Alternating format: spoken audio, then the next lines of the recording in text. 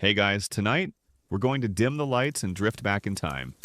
Not to the comforting narratives of modern self-made entrepreneurs in, say, Silicon Valley, who built empires from garage startups, or the inspiring tales of political figures from humble beginnings in, say, rural Iowa, who rose through democratic means to lead.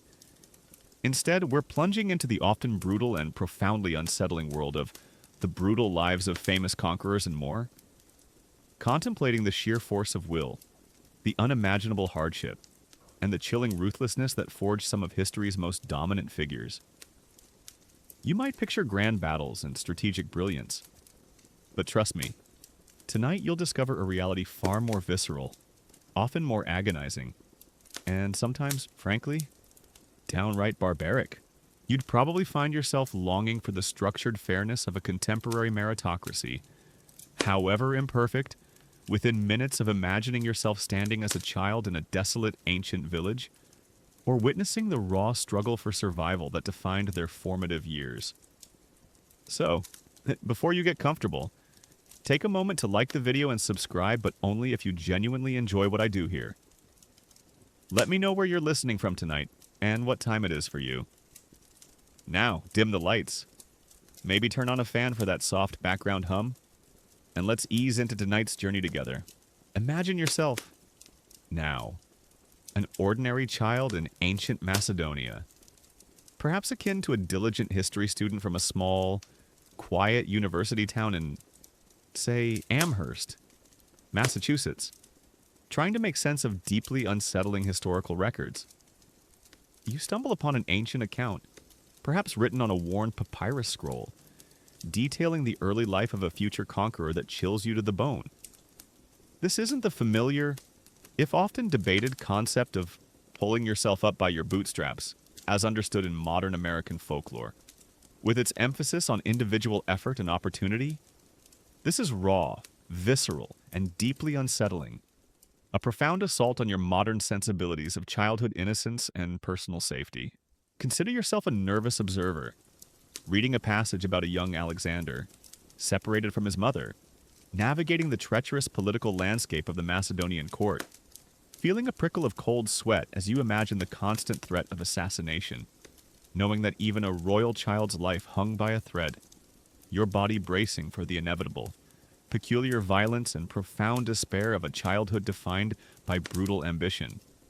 Or perhaps a concerned child psychologist, visiting a museum exhibit on ancient dynastic struggles in, say, Washington, D.C., recognizing the detached efficiency with which familial bonds were sacrificed for power, forcing you to acknowledge the profound, unacknowledged harshness that was a daily reality for those living under these ancient regimes.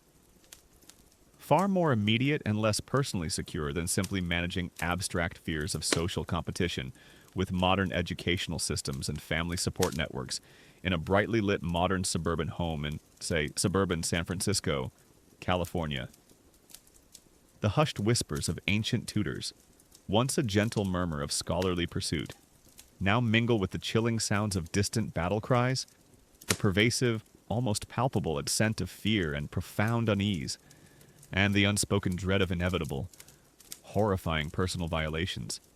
Thick with the pervasive anxiety of a mind grappling with a hidden world where the pursuit of ultimate power often meant embracing a chilling, almost dehumanizing, reliance on physical suffering and profound discomfort. This is the pervasive, often profoundly unsettling, reality of the rise of ambition.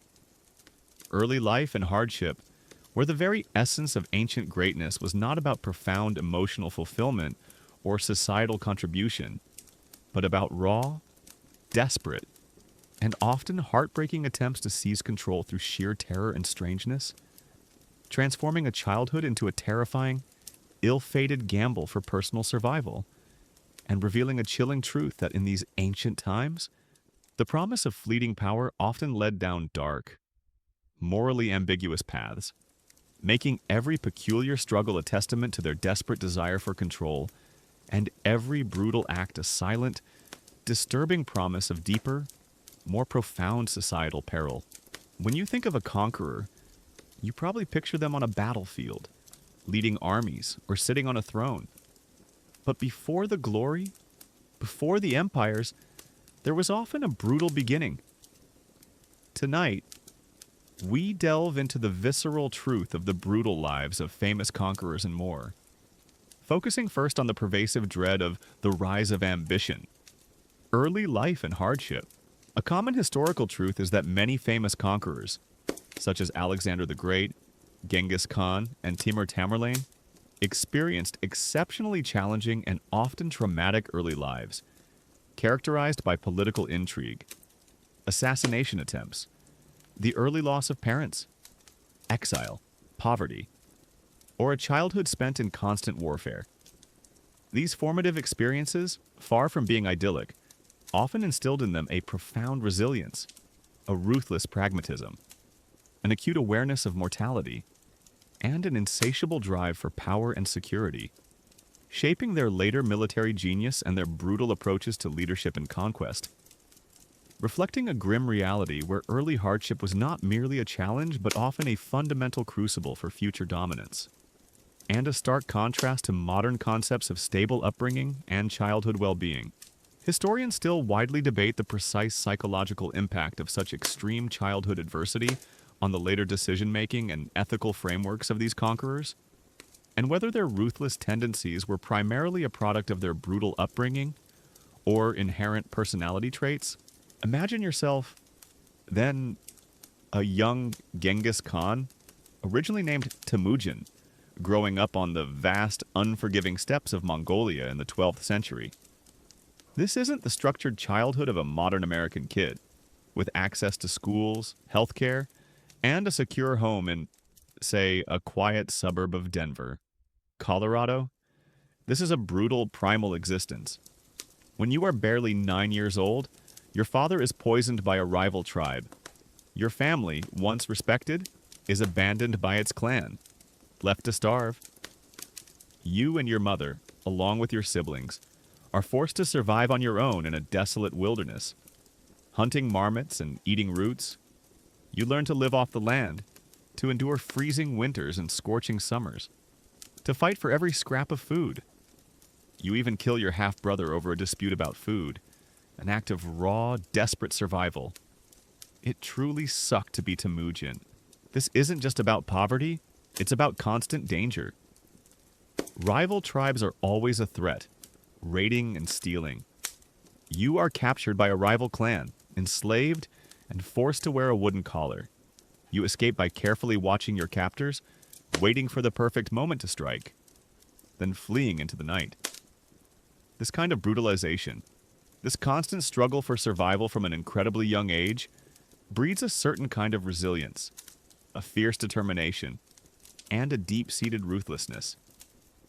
It teaches you that the world is a dangerous place, that trust is a luxury, and that to survive, you must be stronger, smarter, and more cunning than anyone else. This wasn't the contained hardship of growing up in a tough neighborhood in, say, inner-city Detroit, Michigan, with social services and community support. This was raw, visceral, and deeply disturbing. A profound engagement with utter, inescapable vulnerability. A fascinating, yet rarely discussed, detail about the rise of ambition. Early life and hardship is the curious phenomenon of ancient Spartan lullabies about battle, where in the famously militaristic society of ancient Sparta, newborn boys were reportedly exposed to martial themes even in their cradles, rather than soft, comforting melodies. Some Spartan mothers or nurses would sing or recite verses glorifying bravery, obedience, and death in battle, subtly preparing the child from infancy for a life of rigorous training and warfare.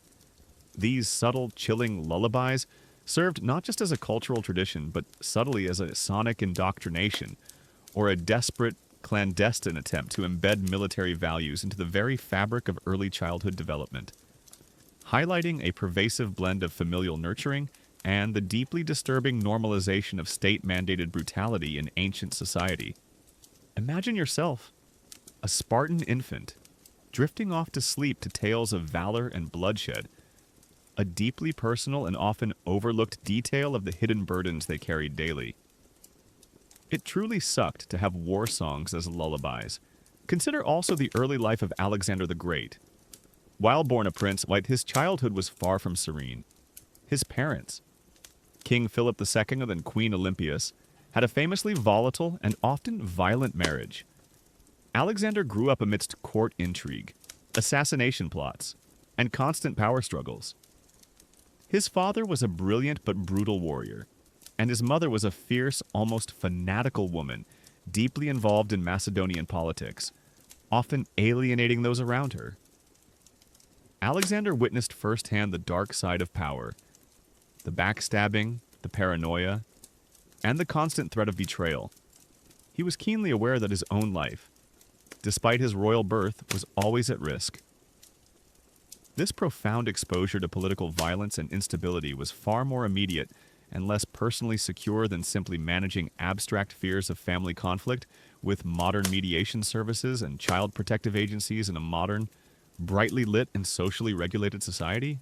Historians still widely debate the precise influence of Alexander's parents, Philip II and Olympias, on his psychological development and later leadership style, and whether his ruthless ambition was primarily a result of their volatile relationship or inherent personality traits, particularly considering the complex dynamics of ancient Macedonian court politics.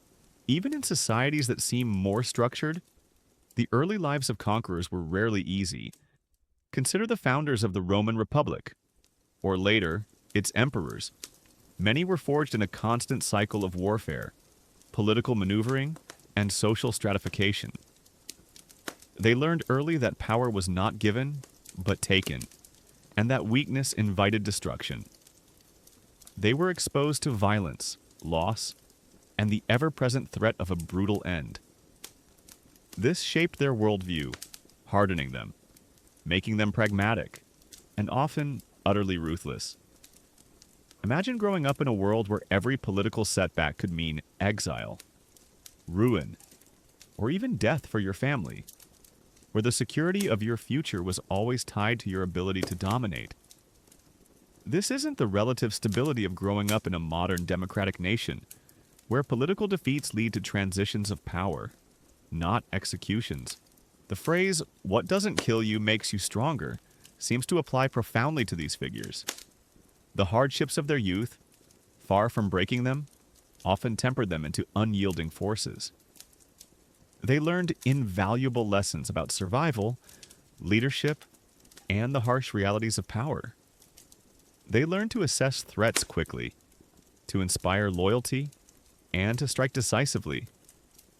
These were not lessons learned in a classroom in, say, a quiet university town in Massachusetts. These were lessons carved in blood, fear, and profound personal sacrifice. As you consider the rise of ambition, early life and hardship, you begin to understand that for these famous conquerors, their brutal beginnings were not just challenging periods.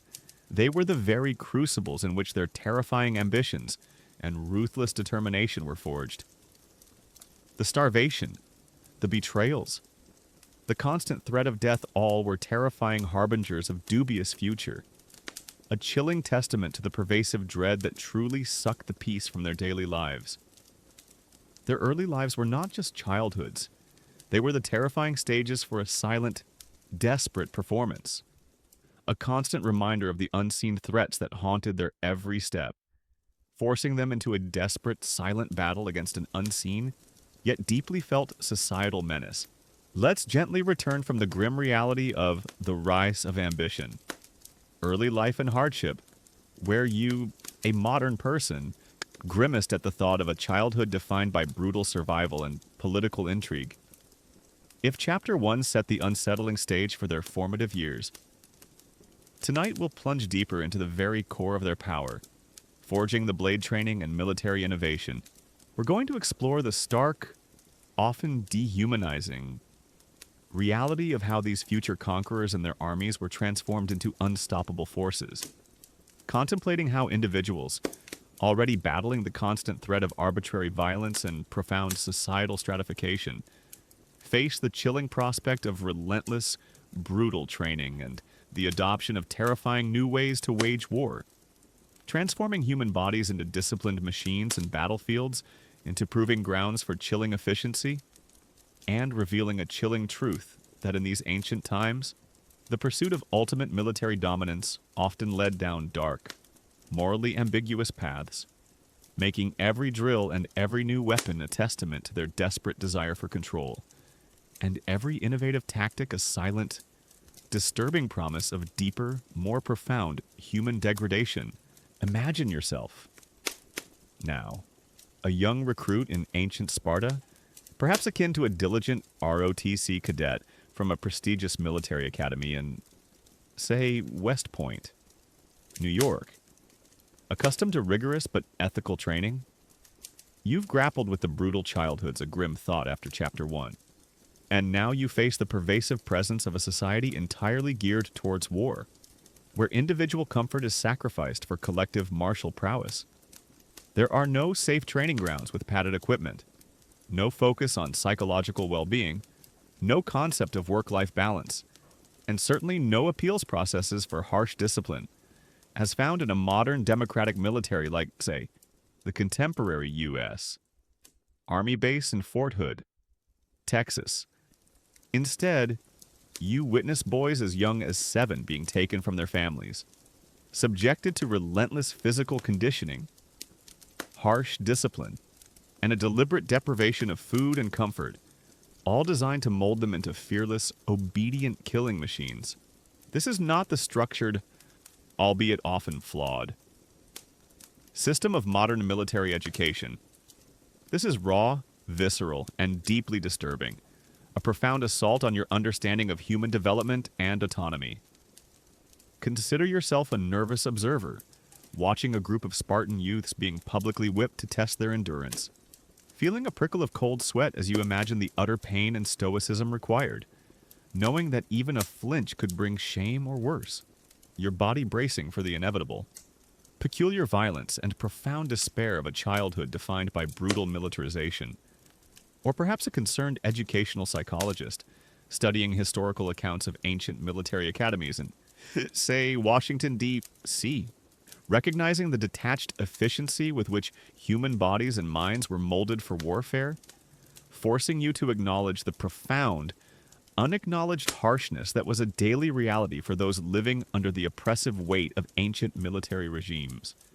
Far more immediate and less personally secure than simply managing abstract fears of academic rigor, with modern counseling services and structured extracurricular activities in a brightly lit modern high school in, say, suburban Seattle. Washington, the hushed whispers of drill sergeants, once a gentle murmur of instruction, now mingle with the chilling sounds of clashing spears and desperate grunts. The pervasive, almost palpable scent of sweat and profound unease, and the unspoken dread of inevitable, horrifying physical pain, thick with the pervasive anxiety of a mind grappling with a hidden world where the pursuit of ultimate victory often meant embracing a chilling, almost dehumanizing, reliance on physical suffering and profound discomfort. This is the pervasive, often profoundly unsettling reality of forging the blade training and military innovation, where the very essence of ancient military might was not about profound emotional fulfillment or individual flourishing, but about raw, desperate, and often heartbreaking attempts to seize control through sheer terror and strangeness, transforming an army into a terrifying, ill-fated gamble for personal survival, and revealing a chilling truth that in these ancient times, the promise of fleeting triumph often led down dark, morally ambiguous paths, making every peculiar drill a testament to their desperate desire for control, and every brutal act a silent, disturbing promise of deeper, more profound societal peril. When you think of ancient armies, you might picture vast legions or charging cavalry. But behind the grandeur was an intense, often brutal process of shaping individuals into instruments of war. Tonight, we delve into the visceral truth of the brutal lives of famous conquerors and more, focusing on the chilling reality of forging the blade training and military innovation, A common historical truth is that the success of many ancient conquerors and their empires was heavily reliant on exceptionally rigorous military training regimes and continuous tactical and technological innovations. For instance, the Spartan agoge was a brutal system designed to produce fearless warriors from childhood, while Philip II and Alexander the Great revolutionized Hellenistic warfare with the Macedonian phalanx and combined arms tactics. Similarly, the Roman legion's discipline, engineering prowess, and adaptable formations were products of relentless drilling and iterative improvements. And Genghis Khan's cavalry utilized composite bows and decentralized command structures to devastating effect, all demonstrating that military dominance in the ancient world was not merely about numbers, but about superior training, discipline, and the relentless pursuit of effective, often brutal methods of warfare. Historians still widely debate the precise economic and social costs of maintaining such extensive and demanding military systems in ancient societies, and whether the focus on military innovation inadvertently stifled other forms of societal or technological development.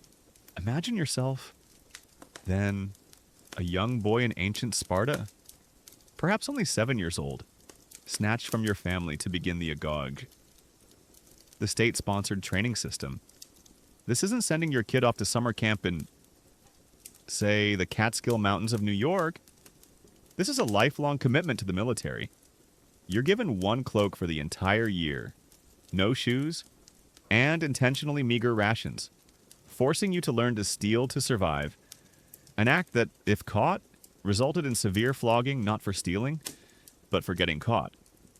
You sleep on beds made of reeds you gather yourself, learn to endure cold, hunger, and pain without complaint. You are subjected to ritualistic beatings, like the famous diamastagosis at the altar of Artemis Orthia, where boys were whipped to near death to test their endurance and stoicism. This isn't just physical conditioning, it's a profound psychological reshaping, stripping away individuality and molding you into a perfect, obedient cog in the Spartan war machine. It truly sucked to be a Spartan boy. This relentless, brutal training extended beyond mere physical endurance. It instilled absolute discipline, unquestioning obedience to command, and a complete disregard for personal safety. The goal was to create warriors who would stand firm in the face of death, who would not break formation, and who would fight until their last breath.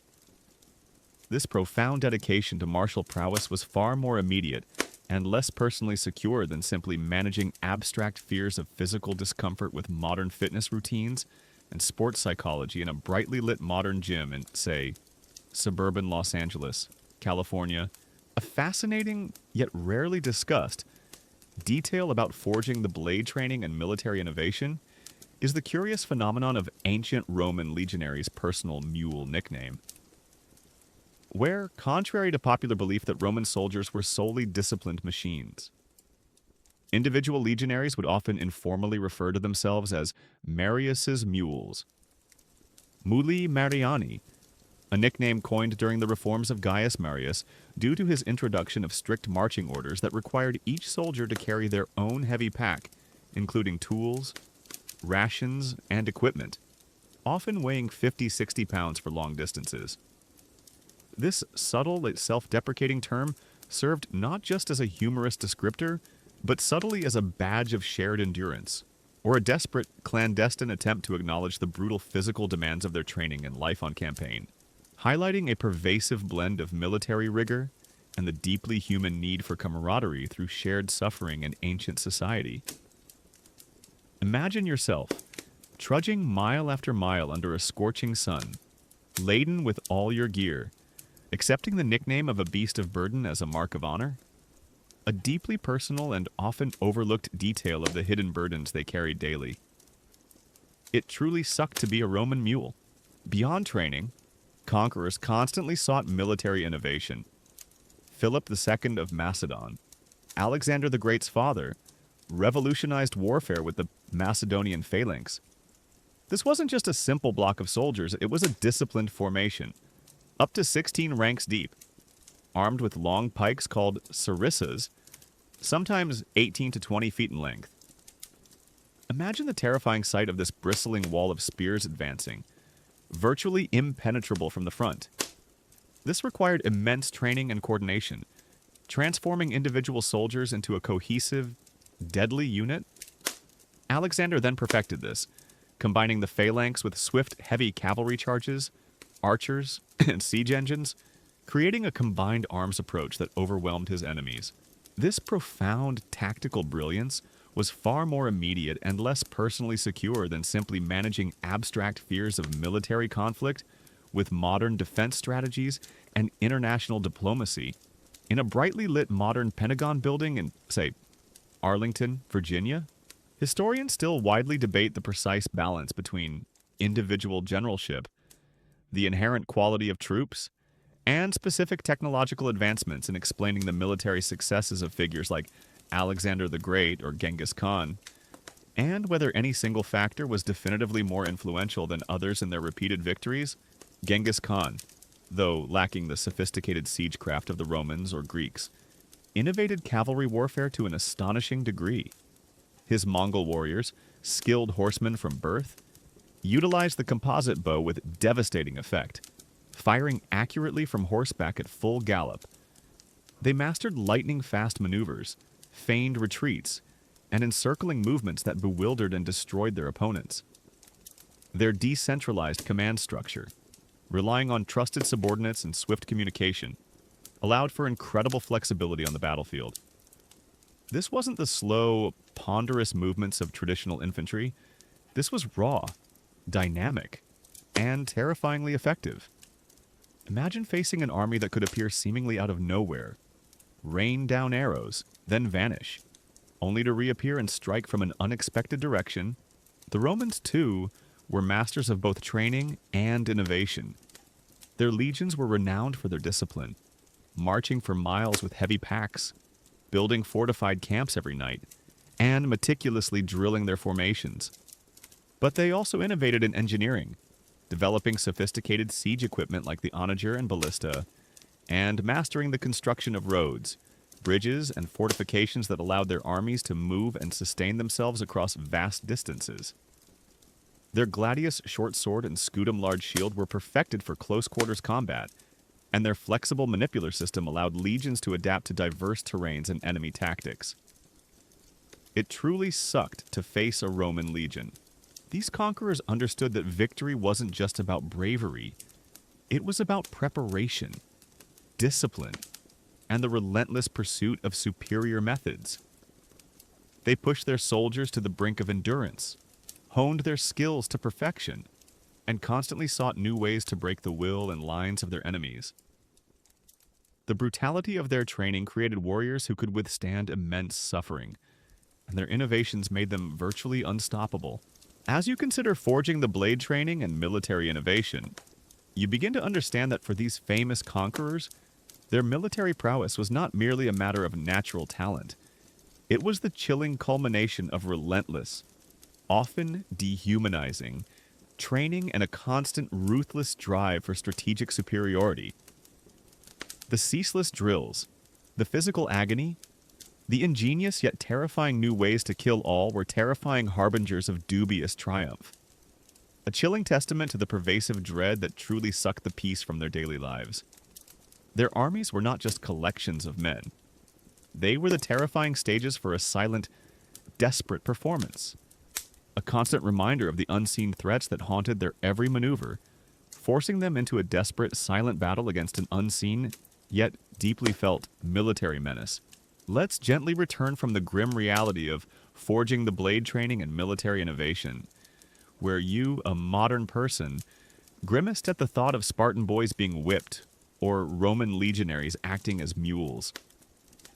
If Chapter 2 explored the brutal discipline and clever tactics that made ancient armies so formidable, tonight we'll plunge into the horrifying consequences of their ambition. Rivers of blood, the cost of conquest.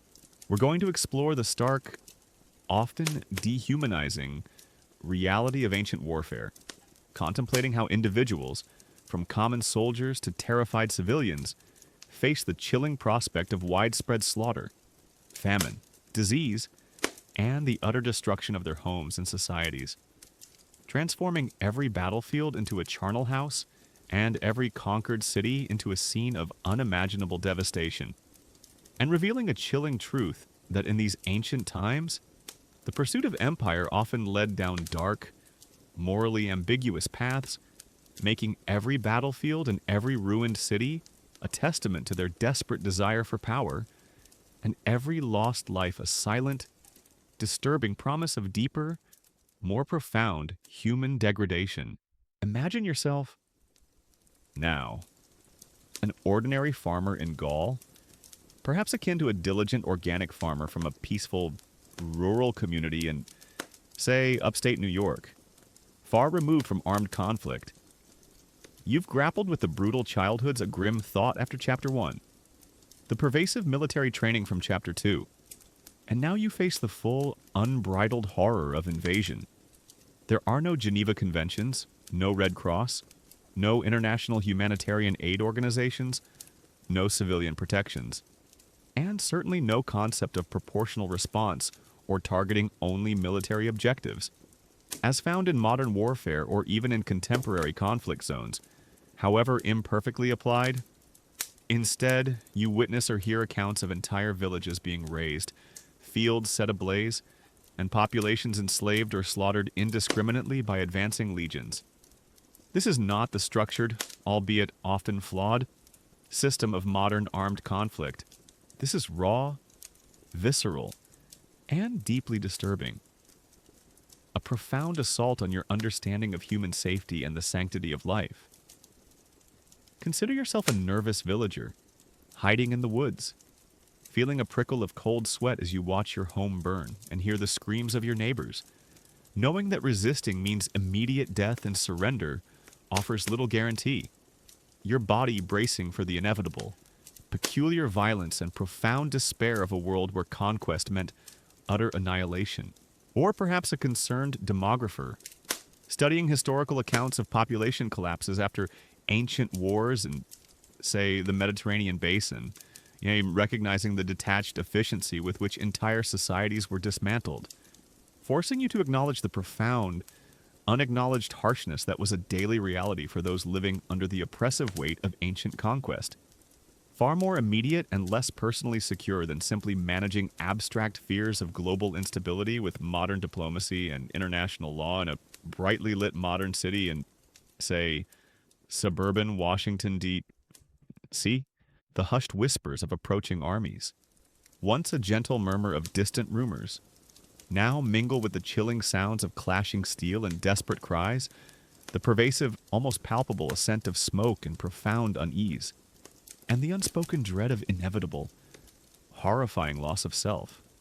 Thick with the pervasive anxiety of a mind grappling with a hidden world where the pursuit of ultimate victory often meant embracing a chilling, almost dehumanizing, reliance on mass slaughter and profound discomfort.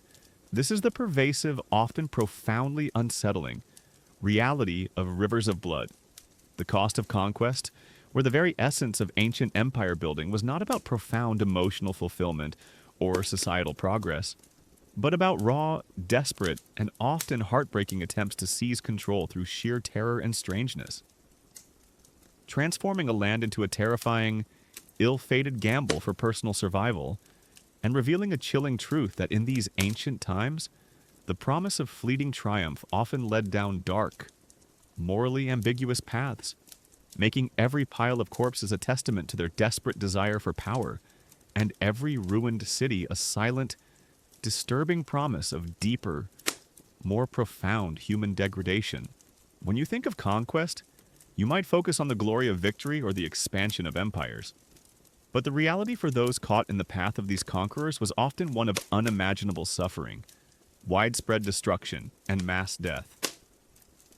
Tonight, we delve into the visceral truth of the brutal lives of famous conquerors and more, focusing on the chilling reality of rivers of blood, the cost of conquest.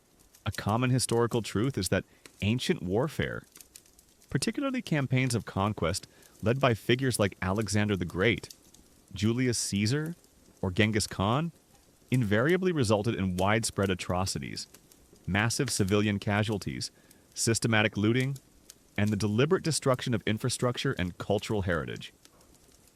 populations of conquered cities were often massacred, enslaved, or displaced, leading to demographic shifts, famine, and the spread of disease. Reflecting a brutal reality where the human cost of empire was measured not just in military casualties, but in the devastation of entire societies, with acts of extreme violence often used as a deliberate tactic to break resistance and instill terror. Historians still widely debate the precise numbers of casualties and displaced persons in specific ancient conquests, and whether the primary drivers of such widespread destruction were military necessity, deliberate policy of terror, or the unavoidable consequences of prolonged conflict in a pre-modern context, lacking modern humanitarian laws. Imagine yourself, then, a citizen of Tyre, a thriving Phoenician city in 332 BC, as Alexander the Great lays siege to your island fortress. This isn't just a military blockade, it's a grinding, brutal assault designed to break the will of a defiant population. Alexander, famous for his no-quarter policy against cities that resisted, built a massive causeway to connect the mainland to your island, a feat of engineering fueled by the blood and sweat of countless laborers.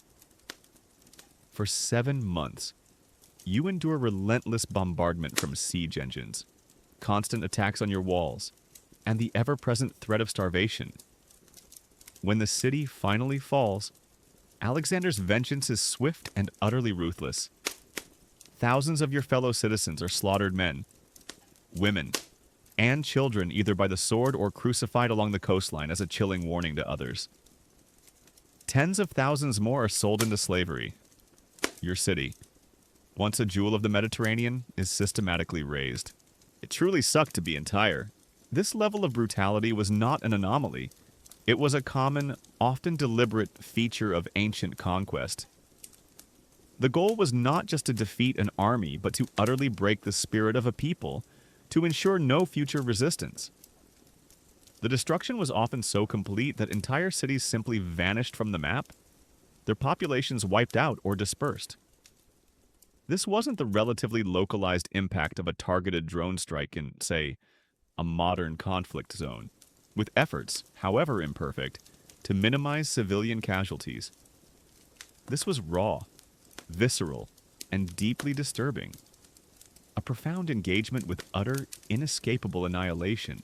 A fascinating, yet rarely discussed, detail about rivers of blood. The cost of conquest is the curious phenomenon of ancient Roman engineers booby-trapping siege tunnels with beehives, where, during prolonged sieges of fortified cities, while Roman sappers were renowned for their sophisticated tunneling techniques to undermine enemy walls. A lesser-known tactic used by besieged defenders, or sometimes even by the Romans themselves, to counter enemy tunnels was to release swarms of aggressive bees or even venomous snakes into these subterranean passages. These subtle, chilling biological warfare attempts served not just as a defensive measure, but subtly as a living alarm system, or a desperate, clandestine attempt to inflict panic and disruption on enemy sappers in the dark.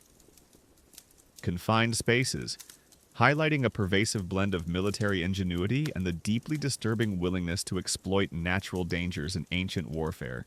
Imagine yourself, tunneling tirelessly in the dark, only to hear the ominous buzz of angry bees approaching, a deeply personal and often overlooked detail of the hidden dangers they faced daily.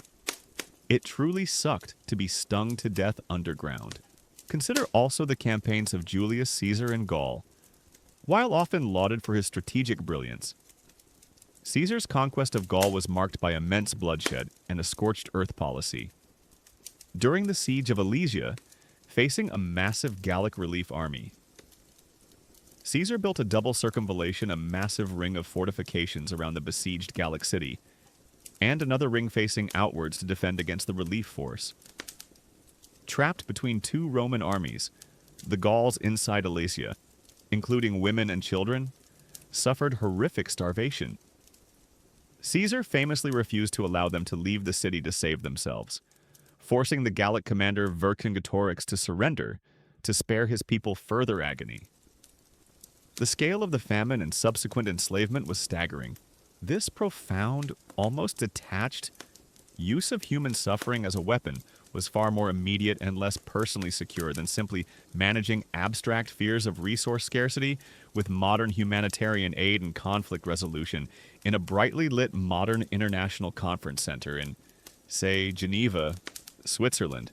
Historians still widely debate the precise death tolls of Caesar's Gallic wars, and whether his own accounts in Commentari de Bello Gallico accurately reflect the extent of the destruction and civilian casualties, or were deliberately understated to serve his political agenda in Rome. Then there's Genghis Khan and the Mongol invasions. The Mongols' conquests were legendary for their sheer scale and brutality. Cities that resisted were often utterly annihilated, their populations massacred en masse. Accounts describe rivers running red with blood, pyramids of skulls, and entire regions depopulated. The city of Baghdad, a center of learning and culture, was sacked in 1258 by Genghis Khan's grandson, Hulagu Khan, leading to an estimated hundreds of thousands of deaths and the destruction of its libraries, marking a catastrophic blow to Islamic Golden Age scholarship. The Mongols had a simple, terrifying message: resist, and you face total destruction. Surrender, and you might survive, but your lands and resources are theirs. This terror tactic was immensely effective, causing many cities to surrender without a fight, simply to avoid the unspeakable consequences of resistance. It truly sucked to be in the path of the Mongol hordes. The cost of conquest was multifaceted. Beyond the direct massacres, there was the widespread famine caused by armies requisitioning food, burning crops, and disrupting agricultural cycles. Disease, too, often followed in the wake of armies, spreading rapidly among displaced and starving populations. The destruction of homes, infrastructure, and cultural sites meant that even survivors faced a shattered world, their way of life irrevocably altered. Generations would bear the scars of these conflicts, both physical and psychological. These conquerors, for all their strategic genius, achieved their empires on the backs of unimaginable suffering. The rivers of blood that flowed during their campaigns were not just a grim metaphor. They were a horrifying reality for millions of people caught in the relentless, terrifying gears of ancient conquest. Their brutality, while effective in achieving military objectives, leaves a chilling legacy, a stark reminder of the immense human cost of unchecked ambition and a world without effective protections for the innocent. As you consider rivers of blood, the cost of conquest, you begin to understand that for those who lived in the ancient world, the path to empire was paved with immense suffering and widespread devastation. The screams of the dying, the smoke of burning cities, the desperate cries of the displaced all were terrifying harbingers of dubious triumph, a chilling testament to the pervasive dread that truly sucked the peace from their daily lives. The battlefields and conquered lands were not just territories. They were the terrifying stages for a silent, desperate performance, a constant reminder of the unseen threats that haunted their every step, forcing them into a desperate, silent battle against an unseen yet deeply felt societal menace. Let's gently return from the grim reality of rivers of blood. The cost of conquest, where you, a modern person, grimaced at the thought of cities being razed and populations massacred. If Chapter 3 explored the physical devastation of conquest, tonight we'll delve into a more insidious weapon, one that targeted the very spirit, iron will, broken men, psychological warfare. We're going to explore the stark, often dehumanizing, reality of how ancient conquerors wielded fear, propaganda, and calculated acts of terror to undermine their enemies' morale and force surrender. Contemplating how individuals, from hardened soldiers to terrified civilians, face the chilling prospect of losing not just their lives, but their very will to resist, transforming every rumor into a weapon and every display of cruelty into a chilling message, and revealing a chilling truth that in these ancient times, the pursuit of dominance often led down dark, morally ambiguous paths, making every act of terror a testament to their desperate desire for control and every shattered mind a silent, disturbing promise of deeper, more profound human degradation. Imagine yourself now. An ordinary soldier defending your city? Perhaps akin to a diligent military analyst from a modern think tank in, say, Washington, D.C., accustomed to studying contemporary psychological operations. You've grappled with the brutal childhood's a grim thought after Chapter 1, the pervasive military training from Chapter 2, the horrific cost of conquest from Chapter 3. And now you face an enemy that attacks not just your walls, but your very mind. There are no international laws against propaganda, no ethical guidelines for disinformation, no mental health support for combat stress, and certainly no concept of protecting the psychological well-being of either combatants or civilians, as found in modern military doctrines or even in contemporary conflict resolution efforts. Instead, you witness or hear accounts of grotesque displays of heads on pikes, chilling messages of impending doom, and deliberate campaigns of misinformation designed to sow panic and division among your ranks and the populace.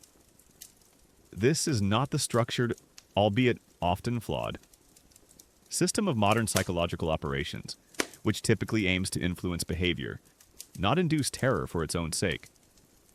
This is raw, visceral, and deeply disturbing, a profound assault on your understanding of human resilience and the power of truth. Consider yourself a nervous sentry on the ramparts, feeling a prickle of cold sweat as you see enemy detachments parading the severed heads of your comrades outside the gates. Knowing that their intent is to break your spirit before they break your defenses, your body bracing for the inevitable, peculiar violence and profound despair of a war fought not just with steel, but with terror. Or perhaps a concerned social psychologist, studying historical accounts of ancient siege tactics in, say, a quiet academic library in Cambridge, Massachusetts, recognizing the detached efficiency with which fear was weaponized to achieve submission, forcing you to acknowledge the profound, unacknowledged harshness that was a daily reality for those living under the oppressive weight of ancient warfare. Far more immediate and less personally secure than simply managing abstract fears of information warfare with modern media literacy and critical thinking skills in a brightly lit modern classroom in, say, suburban San Francisco, California. The hushed whispers of desperation, once a gentle murmur of resilience, now mingle with the chilling sounds of distant wails and the pervasive, almost palpable descent of fear and profound unease, and the unspoken dread of inevitable, horrifying psychological collapse, thick with the pervasive anxiety of a mind grappling with a hidden world where the pursuit of ultimate victory often meant embracing a chilling, almost dehumanizing, reliance on mental torment and profound discomfort. This is the pervasive, often profoundly unsettling reality of iron will, broken men, psychological warfare, where the very essence of ancient military genius was not about profound emotional leadership or strategic finesse, but about raw, desperate, and often heartbreaking attempts to seize control through sheer terror and strangeness. Transforming a battle into a terrifying, ill-fated gamble for personal sanity, and revealing a chilling truth that in these ancient times, the promise of fleeting triumph often led down dark, morally ambiguous paths, making every act of terror a testament to their desperate desire for control, and every broken spirit a silent, disturbing promise of deeper, more profound human degradation. When you think of ancient warfare, you likely picture clashing swords and charging cavalry. But beyond the physical conflict, there was a relentless, often insidious, war fought in the minds of the enemy. Conquerors understood that breaking an opponent's will could be even more effective than breaking their lines. Tonight, we delve into the visceral truth of the brutal lives of famous conquerors and more, focusing on the chilling reality of iron will, broken men, psychological warfare. A common historical truth is that famous conquerors throughout antiquity consistently employed sophisticated and often brutal psychological warfare tactics to demoralize their enemies and hasten surrender, often rendering physical combat unnecessary. These tactics included highly visible displays of cruelty, such as the public execution of captives, the impalement of prisoners, or the construction of skull pyramids. the spread of terrifying rumors about their invincibility or ruthlessness. Deliberate acts of environmental destruction like salting fields, and the use of propaganda to sow dissent and fear among enemy populations or within their own ranks to maintain discipline, all designed to shatter morale and induce submission before or during battle. Reflecting a pragmatic and often chilling understanding of the human mind's vulnerability to fear, historians still widely debate the precise long-term societal impact of such pervasive use of terror as a military strategy, and whether it primarily fostered stable control or inadvertently sowed seeds of resentment that led to future rebellions. Imagine yourself, then, a soldier in the Persian army, facing the advance of Alexander the Great. You've heard the stories how he brutally sacked cities that resisted, how he crucified thousands at Tyre, how he never lost a battle. These aren't just rumors. They're carefully cultivated narratives designed to make you question your own resolve. As Alexander approaches, his tactics are designed to instill fear. He might parade his army in a terrifying display of strength, or launch a devastating, precise attack on a fortified position to demonstrate his overwhelming power. The sheer psychological impact of knowing you are facing an invincible general can be more paralyzing than any physical wound. Your generals might start to doubt. Your comrades might whisper about desertion, and the will to fight might slowly erode. It truly sucked to face Alexander's reputation. Alexander understood that fear was a powerful weapon. He wasn't just conquering lands, he was conquering minds. His ruthless treatment of rebellious cities served as a stark warning to others. Surrender, and you might be spared. Resist, and you face utter annihilation. This binary choice, enforced with extreme prejudice, was a powerful psychological tool.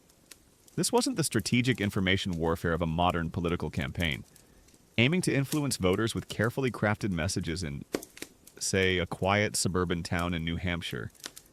This was raw, visceral, and deeply disturbing. A profound engagement with utter, inescapable psychological torment. A fascinating, yet rarely discussed, detail about iron will. Broken men. Psychological warfare is the curious phenomenon of ancient Roman legionaries singing insults during triumphs, where, during a Roman general's triumphant parade through the city, while the general and his victorious troops marched, the soldiers were traditionally allowed and even encouraged to chant bawdy songs and sing insulting verses, often targeting their general or political figures, subtly creating a temporary inversion of hierarchy and serving as a pressure release valve for the rigorous discipline of military life. These subtle, often crude chants served not just as a festive tradition, but subtly as a controlled dissent or a desperate, clandestine attempt to allow soldiers to blow off steam and express grievances in a public, yet contained manner, highlighting a pervasive blend of military discipline and the deeply human need for psychological release in ancient society. Imagine yourself a Roman soldier, after years of brutal discipline, finally being allowed to publicly insult your commander without fear of punishment. A deeply personal and often overlooked detail of the hidden pressures they faced daily. It truly sucked to have to sing insults to avoid rebellion. Then there's Genghis Khan, a master of psychological warfare. His reputation for absolute ruthlessness preceded him. He would often send out small detachments to spread rumors of his vast, unstoppable army, exaggerating their numbers and ferocity. When a city resisted, he would often make a terrifying example of it, slaughtering its entire population and sometimes building pyramids of their skulls as a warning to neighboring cities. This wasn't just a military tactic. It was a carefully orchestrated campaign of terror designed to break the will of entire populations before his armies even arrived. Cities would often surrender without a fight, simply out of sheer terror, preferring a chance at survival, however slim, to the certain annihilation that awaited those who defied the Mongol hordes. This profound, almost theatrical, use of terror was far more immediate and less personally secure than simply managing abstract fears of economic downturns with modern social safety nets and community support in a brightly lit modern city in, say, suburban Atlanta, Georgia. Historians still widely debate the precise extent to which Mongol generals consciously designed their campaigns of terror to minimize actual combat and maximize psychological impact, and whether the widespread fear of the Mongols was primarily a result of their intentional propaganda or simply the natural reaction to their unprecedented military successes and brutal tactics. Even seemingly minor acts could serve as psychological weapons. A commander might deliberately leave a few survivors from a massacred village to flee and spread tales of horror to the next settlement. The sight of impaled bodies outside city walls, as practiced by figures like Vlad the Impaler, though later than our core ancient period, it's a direct descendant of these tactics, was a chillingly effective deterrent. The goal was to instill such profound fear that the enemy would rather surrender immediately than face the unimaginable consequences of resistance. The impact of psychological warfare on the individual soldier or civilian was devastating. It eroded trust in leadership, fostered paranoia among comrades, and perhaps most tragically, led to a profound sense of hopelessness. Imagine being trapped in a besieged city, your food dwindling, your leaders arguing, and every day bringing new rumors of the enemy's unstoppable might and monstrous cruelty. The mental anguish could be as debilitating as any physical wound, breaking even the strongest wills. This wasn't the emotional toll of a modern-day natural disaster, with support groups and mental health services available in, say, a community center in Florida. This was raw, isolated, and profoundly traumatic, as you consider iron will, broken men. Psychological warfare, you begin to understand that for these famous conquerors, the battle for dominance was often won not just on the field, but in the minds of their enemies. The chilling rumors, the grotesque displays of cruelty, the deliberate campaigns of fear, all were terrifying harbingers of dubious triumph. A chilling testament to the pervasive dread that truly sucked the peace from their daily lives. The battlefields of the mind were not just tactical considerations. They were the terrifying stages for a silent, desperate performance. A constant reminder of the unseen threats that haunted their every thought, forcing them into a desperate, silent battle against an unseen, yet deeply felt, societal menace. Let's gently return from the grim reality of iron will. Broken men's psychological warfare. Were you a modern person, grimaced at the thought of severed heads on pikes and the strategic use of terror. If Chapter 4 explored the psychological weapons of conquerors, tonight we'll plunge into the dark heart of how they maintained their grip on power. A throne of skulls consolidating power through terror. We're going to explore the stark, often dehumanizing reality of how these rulers, once victorious, used systematic brutality, public executions, and the relentless suppression of dissent to crush all opposition and ensure their absolute authority. Contemplating how individuals, from defeated rivals to their own disillusioned subjects, face the chilling prospect of summary execution, forced disappearances, and the chilling normalization of violence as a tool of governance, transforming every public square into a stage for gruesome displays and every whispered complaint into a potential death sentence, and revealing a chilling truth that in these ancient times, the pursuit of unchallenged dominion often led down dark, morally ambiguous paths, making every executed rebel a testament to their desperate desire for control, and every enforced silence a silent, disturbing promise of deeper, more profound human degradation. Imagine yourself now, an ordinary citizen living under the rule of an ancient conqueror, perhaps akin to a diligent political scientist from a renowned university in, say, Berkeley, California, accustomed to the concepts of civil liberties and peaceful transitions of power. You've grappled with the brutal childhoods a grim thought after Chapter 1, the pervasive military training from Chapter 2, the horrific cost of conquest from Chapter 3, and the insidious psychological warfare from Chapter 4. And now you face the chilling reality of everyday life under a truly tyrannical regime. There are no constitutional rights, no independent judiciary, no free press, no avenues for peaceful protest, and certainly no concept of innocent until proven guilty in any meaningful sense. As found in a modern democratic society like, say, contemporary New York City. Instead, you witness or hear accounts of public executions for minor infringements, the sudden disappearance of those who speak out, and the pervasive fear that even a suspicious glance could lead to a brutal end. This is not the structured, albeit often flawed, system of modern authoritarianism, which might still rely on some semblance of legal process. This is raw, visceral, and deeply disturbing, a profound assault on your understanding of personal freedom and safety.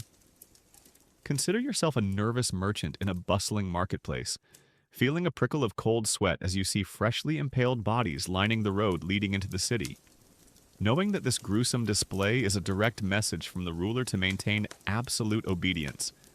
Your body bracing for the inevitable, peculiar violence and profound despair of a daily existence defined by terror.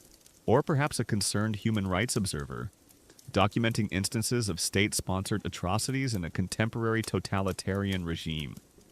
Recognizing the detached efficiency with which human lives are extinguished to consolidate power, forcing you to acknowledge the profound, unacknowledged harshness that was a daily reality for those living under the oppressive weight of ancient tyranny.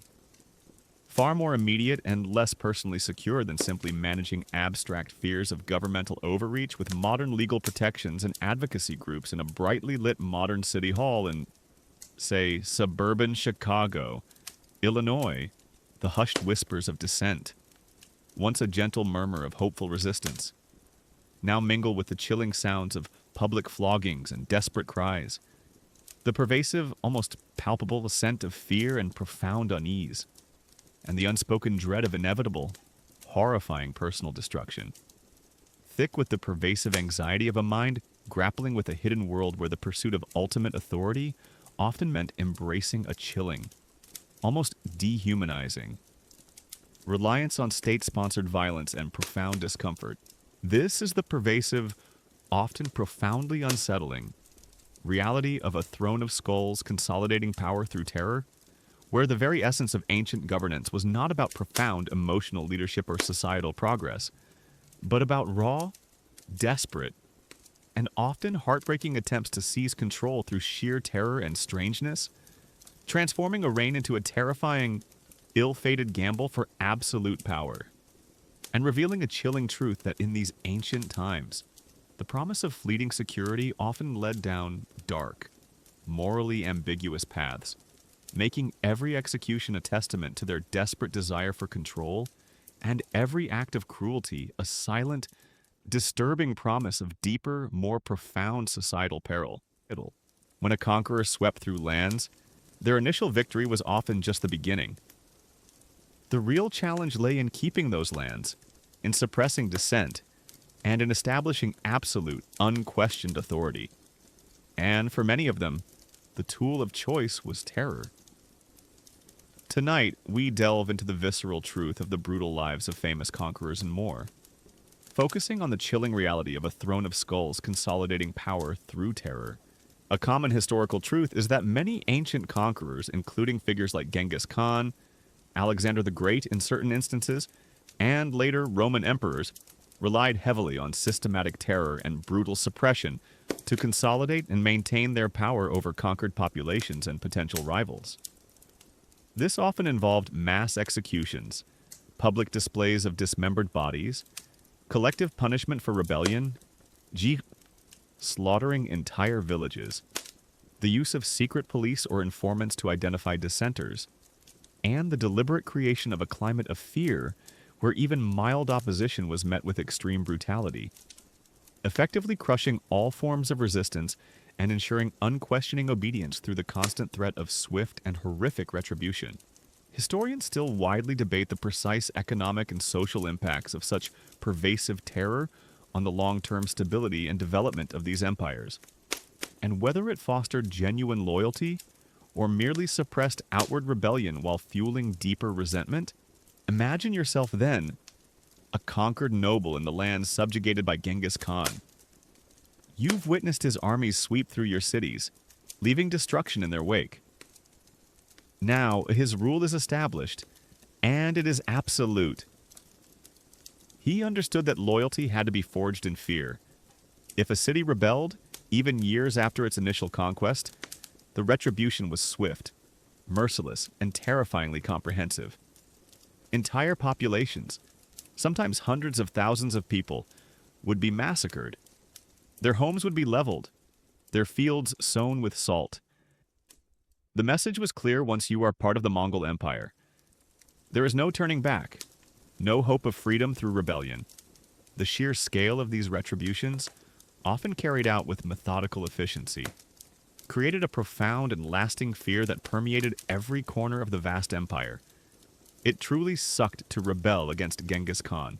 Genghis Khan also established a sophisticated spy network and a system of swift communication, the Yam postal system, that allowed him to quickly identify and respond to any signs of unrest.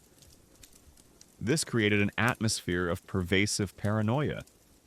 You couldn't trust your neighbors or even your family if they seemed to question the Khan's rule. This wasn't the strategic intelligence gathering of a modern government, aiming to prevent crime or monitor international threats with sophisticated technology in, say, a secure facility in Fort Meade, Maryland. This was raw, visceral, and deeply disturbing. A profound engagement with utter, inescapable state-sponsored terror, a fascinating yet rarely discussed detail about a throne of skulls consolidating power through terror is the curious phenomenon of ancient Roman emperors' use of damnatio memoriae as psychological annihilation, where, beyond physical execution, certain Roman emperors or the Senate would sometimes impose damnatio memoriae condemnation of memory on disgraced public figures, rivals, or even deceased emperors. This involved systematically erasing all traces of the individual from public record. Their statues would be toppled and defaced, their names chiseled off inscriptions, their portraits destroyed, and any public recognition of their achievements formally rescinded. Subtly attempting not just to erase a person from history, but subtly as a spiritual death penalty or a desperate, clandestine attempt to deny them even posthumous existence, highlighting a pervasive blend of political control and the deeply disturbing manipulation of public memory in ancient society. Imagine yourself waking up to find all images and mentions of a once powerful figure suddenly vanished, as if they never existed. A deeply personal and often overlooked detail of the hidden power wielded over their very identity. It truly sucked to have your memory erased. Even Alexander the Great, despite his charismatic leadership, used brutal methods to maintain control. When his veteran Macedonian soldiers, tired of endless campaigning, mutinied at Opis, Alexander responded with a chilling display of force. He identified the ringleaders, ordered their summary execution, and then delivered a powerful, intimidating speech, reminding his soldiers of their debt to him. This sudden, brutal act quelled the mutiny immediately. Later, when he began to adopt Persian customs and demand proskynesis ritual prostration, a practice alien and offensive to his Macedonians, dissent festered. His ruthlessness extended to his own inner circle. His close companion Clitus the Black was killed by Alexander in a drunken rage, and his trusted general Parmenion and Parmenion's son Philotas were executed on suspicion of conspiracy. This demonstrated that no one, no matter how loyal or high-ranking, was safe if they crossed the emperor or were even perceived to be a threat. This profound internal paranoia was far more immediate and less personally secure than simply managing abstract fears of political disagreements with modern parliamentary procedures and transparent governmental processes in a brightly lit modern Capitol building in, say, Washington, D.C. Historians still widely debate the precise psychological state of Alexander the Great in his later years, and whether his increasingly erratic and brutal behavior, including the executions of trusted companions, was primarily a result of his boundless ambition. The pressures of governing a vast empire, or perhaps even chronic health issues, the Roman emperors, particularly during times of instability, often ruled by fear. The Praetorian Guard, the emperor's elite personal bodyguard, could be a source of both protection and terror, often involved in assassinating emperors they disapproved of, or executing rivals to ensure their patron's power. The infamous purges under emperors like Tiberius or Nero saw countless senators, nobles, and even common citizens executed on vague accusations of treason. The property of the condemned was confiscated, serving as another incentive for ruthless rulers. Informers were everywhere, and simply being wealthy or influential could make you a target. Imagine living in constant fear that a jealous rival or a paranoid emperor could accuse you, and your trial would be a mere formality before your execution. It truly sucked to be a Roman noble during a purge. The throne of skulls is not merely a metaphor. Figures like Timur Tamerlane, a 14th century Turco-Mongol conqueror, famously built pyramids of skulls from the populations of conquered cities. After the sack of Delhi in 1398, he ordered the massacre of over 100,000 Hindu prisoners. And later, after capturing Baghdad in 1401, he erected a pyramid of 90,000 human heads. These grotesque displays were deliberate acts of terror, designed to break any future resistance and ensure absolute submission. The visual impact alone would have been enough to haunt the survivors for generations. The consolidation of power through terror was effective because it removed all avenues of challenge. There was no political recourse, no appeal, no safe haven. Dissent was met with swift, overwhelming, and public brutality. This created a docile, obedient populace, but at an immense cost: the suppression of all freedom, the normalization of horrific violence, and a pervasive, debilitating fear that permeated every aspect of life. The silence of the populace was not a sign of contentment, but of absolute terror. As you consider a throne of skulls consolidating power through terror, you begin to understand that for these famous conquerors, maintaining their empires was often as brutal as conquering them.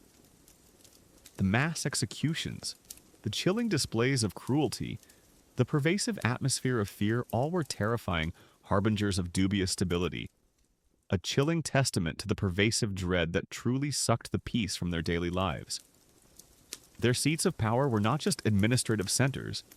They were the terrifying stages for a silent, desperate performance, a constant reminder of the unseen threats that haunted their every command, forcing them into a desperate, silent battle against an unseen yet deeply felt societal menace. Let's gently return from the grim reality of a throne of skulls consolidating power through terror, where you, a modern person, grimaced at the thought of impaled bodies and pervasive paranoia. If Chapter 5 explored the brutal methods used to maintain power, tonight we'll delve into the very tangible rewards that fueled these conquests, the spoils of war exploitation and resource control. We're going to explore the stark, often dehumanizing, reality of how conquerors systematically plundered wealth, seized land, and enslaved populations to enrich themselves and their empires.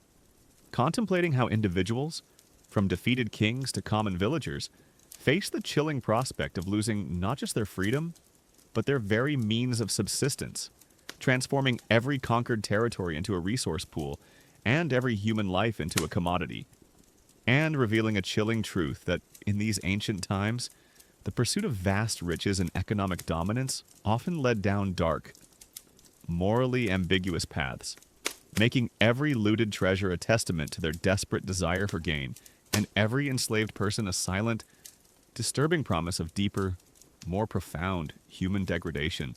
Imagine yourself, now, an ordinary citizen of a conquered land, perhaps akin to a diligent economic historian from a prestigious university in, say, Chicago, Illinois, accustomed to studying market dynamics and sustainable development. You've grappled with the brutal childhood's grim thought after Chapter 1, the pervasive military training from Chapter 2, the horrific cost of conquest from Chapter 3, the insidious psychological warfare from Chapter 4, and the chilling consolidation of power through terror from Chapter 5. And now you face the devastating economic reality of defeat. There are no international aid packages, no reconstruction funds, no property rights, no labor laws, and certainly no concept of equitable distribution of resources. As found in a modern globalized economy, or even in contemporary post-conflict recovery efforts, instead, you witness or hear accounts of your gold, silver, and precious artifacts being loaded onto carts to be sent back to the conqueror's capital, your fertile lands being redistributed to foreign settlers, and your people, including family and friends, being marched away in chains to be sold into slavery. This is not the structured, albeit often flawed, system of modern economic exploitation, which might still operate under some legal frameworks. This is raw, visceral, and deeply disturbing, a profound assault on your understanding of personal property and human dignity. Consider yourself a nervous villager, watching Roman engineers survey your fields, feeling a prickle of cold sweat as you realize your ancestral land will soon belong to a foreign general, knowing that your only options are servitude or starvation, your body bracing for the inevitable.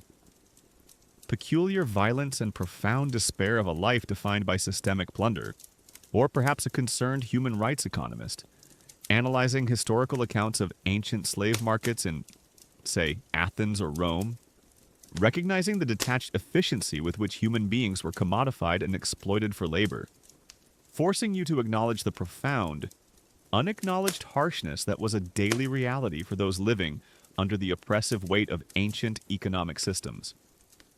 Far more immediate and less personally secure than simply managing abstract fears of economic recession, with modern social safety nets and labor protections in a brightly lit modern office in, say, suburban New York City. The hushed whispers of desperation, once a gentle murmur of survival, now mingle with the chilling sounds of clanking chains and desperate pleas. The pervasive, almost palpable scent of fear and profound unease, and the unspoken dread of inevitable, horrifying personal pauperization, thick with the pervasive anxiety of a mind grappling with a hidden world where the pursuit of ultimate wealth often meant embracing a chilling, almost dehumanizing, reliance on systematic theft and profound discomfort. This is the pervasive, often profoundly unsettling, reality of the spoils of war exploitation and resource control, where the very essence of ancient empire building was not about profound economic development or mutual benefit, but about raw, desperate, and often heartbreaking attempts to seize control through sheer terror and strangeness, transforming a victory into a terrifying, ill-fated gamble for personal enrichment, and revealing a chilling truth that, in these ancient times, the promise of fleeting prosperity often led down dark, morally ambiguous paths, making every stolen artifact a testament to their desperate desire for gain, and every act of plunder a silent, disturbing promise of deeper, more profound societal peril. When a conqueror swept through lands, their ultimate goal wasn't just glory or territory, it was often about acquiring vast resources, be it gold, grain, or human labor. The defeated paid a terrible price, their wealth fueling the very empires that crushed them. Tonight, we delve into the visceral truth of the brutal lives of famous conquerors and more, focusing on the chilling reality of the spoils of war exploitation and resource control. A common historical truth is that conquest in the ancient world was inextricably linked to the systematic exploitation of conquered territories' wealth, resources, and populations. This involved widespread looting of treasures, imposition of heavy tributes and taxes, seizure of fertile agricultural lands for redistribution to settlers or state control, and, most significantly, the mass enslavement of defeated populations, who were then used as forced labor in mines, farms, households, and public works. These spoils of war were crucial for funding the conqueror's military, enriching the ruling elite, and bolstering the economic power of the conquering empire, often leading to profound impoverishment and demographic upheaval in the subjugated regions. Highlighting a fundamental economic driver behind many ancient campaigns of expansion, historians still widely debate the precise economic models of ancient empires and the extent to which their reliance on plunder and slave labor ultimately contributed to long-term economic instability or social inequality within their own societies. Imagine yourself, then, a priest in ancient Egypt, witnessing the aftermath of a Persian conquest under Cambyses II around 525 BC.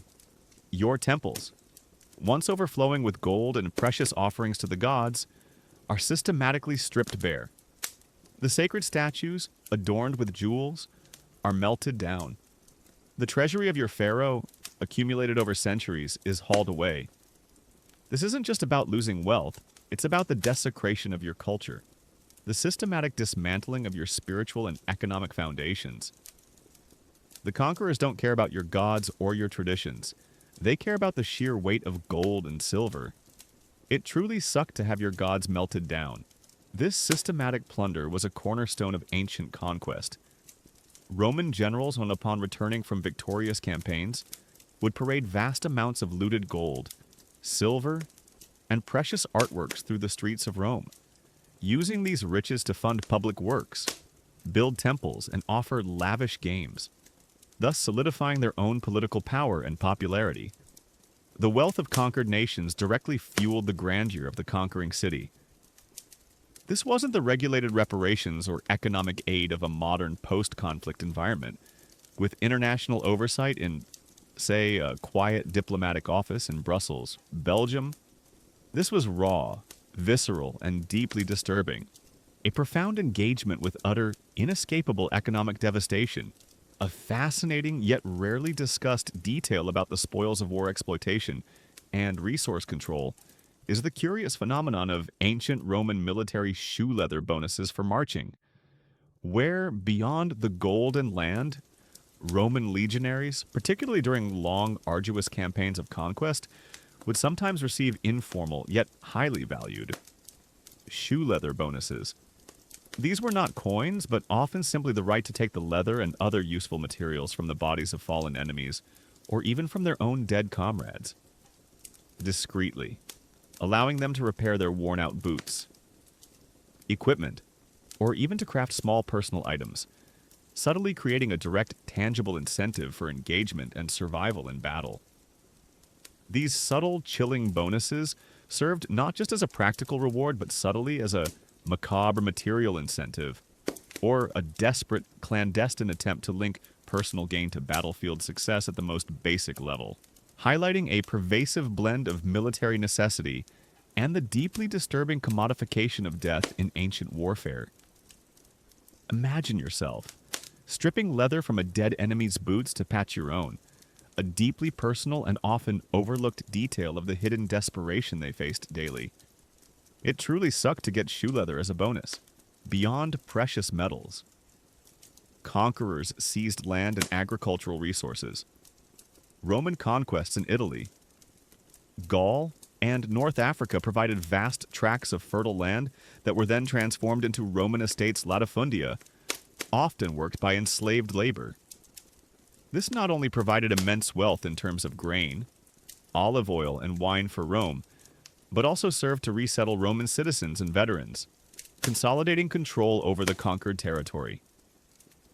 The original inhabitants were often dispossessed, reduced to tenant farmers, or forced to migrate.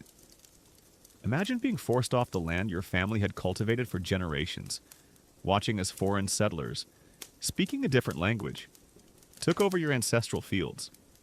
This profound displacement was far more immediate and less personally secure than simply managing abstract fears of property disputes with modern legal frameworks and land registry systems in a brightly lit modern courthouse in, say, suburban Phoenix, Arizona. Historians still widely debate the precise long-term economic consequences of the extensive reliance on enslaved labor in ancient Roman agriculture, and whether it ultimately stifled innovation, contributed to social inequality, or simply represented the most efficient economic model given the technological and social constraints of the era. Perhaps the most dehumanizing aspect of the spoils of war was the mass enslavement of conquered populations. Men, women, and children were routinely captured and sold into slavery. For many conquerors, this was not just a side benefit, but a primary objective. The vast numbers of enslaved people fueled the economies of empires working in mines under horrific conditions. tilling fields, building monumental structures, serving in households, or performing other grueling tasks. Consider the hundreds of thousands of Gauls enslaved by Caesar, or the immense number of captives brought back to Rome from various campaigns. Each enslaved person represented a stolen life, a broken family, and a future defined by forced labor and utter lack of freedom. It truly sucked to be enslaved. The scale of this human exploitation was staggering. Slave markets were a common sight in major ancient cities, where human beings were treated as commodities, bought and sold like livestock. The lives of enslaved people were often short and brutal, defined by relentless toil, violence, and constant fear. They were stripped of their identity, their culture, and their very humanity, all to enrich the conquerors. This wasn't the relatively rare and heavily condemned practice of modern human trafficking, with international law enforcement agencies working to combat it from secure offices in, say, The Hague, Netherlands. This was raw, visceral, and deeply disturbing, a profound engagement with utter institutionalized dehumanization. The spoils of war were not just about abstract wealth.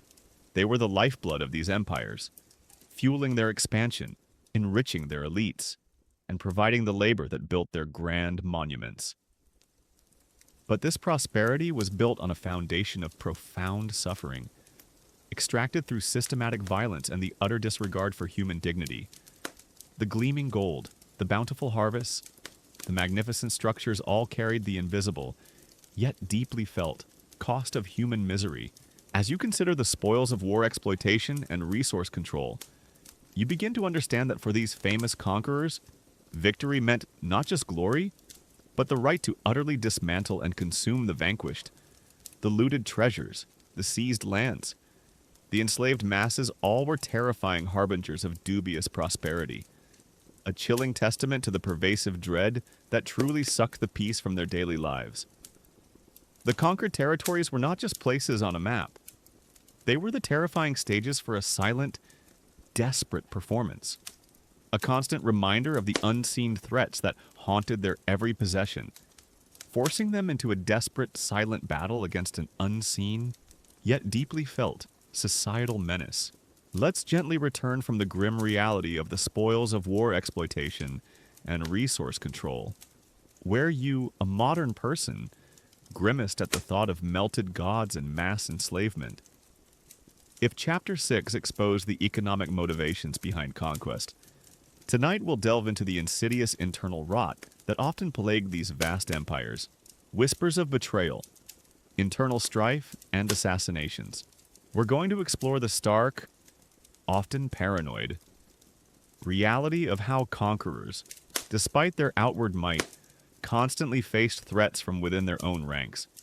Contemplating how individuals, from ambitious generals to jealous family members, faced the chilling prospect of sudden purges, political intrigue, and violent, often secret, death, transforming every court into a viper's nest and every close confidant into a potential assassin, and revealing a chilling truth that, in these ancient times, the pursuit of absolute power often led down dark, morally ambiguous paths, making every trusted advisor a suspect and every quiet death a silent, disturbing promise of deeper, more profound human degradation.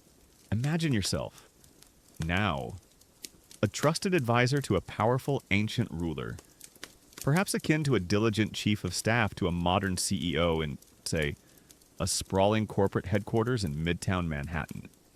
Accustomed to managing complex power dynamics and team loyalties, you've grappled with the brutal childhoods a grim thought after Chapter 1, the pervasive military training from Chapter 2, the horrific cost of conquest from Chapter 3, the insidious psychological warfare from Chapter 4, the chilling consolidation of power through terror from Chapter 5, and the devastating economic exploitation from Chapter 6.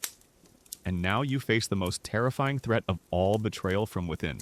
There are no whistleblower protections, no HR departments for grievances, no legal recourse for wrongful dismissal, let alone execution, and certainly no concept of secure chains of command, or transparent succession planning, as found in a modern corporate structure or even in contemporary governmental bureaucracies.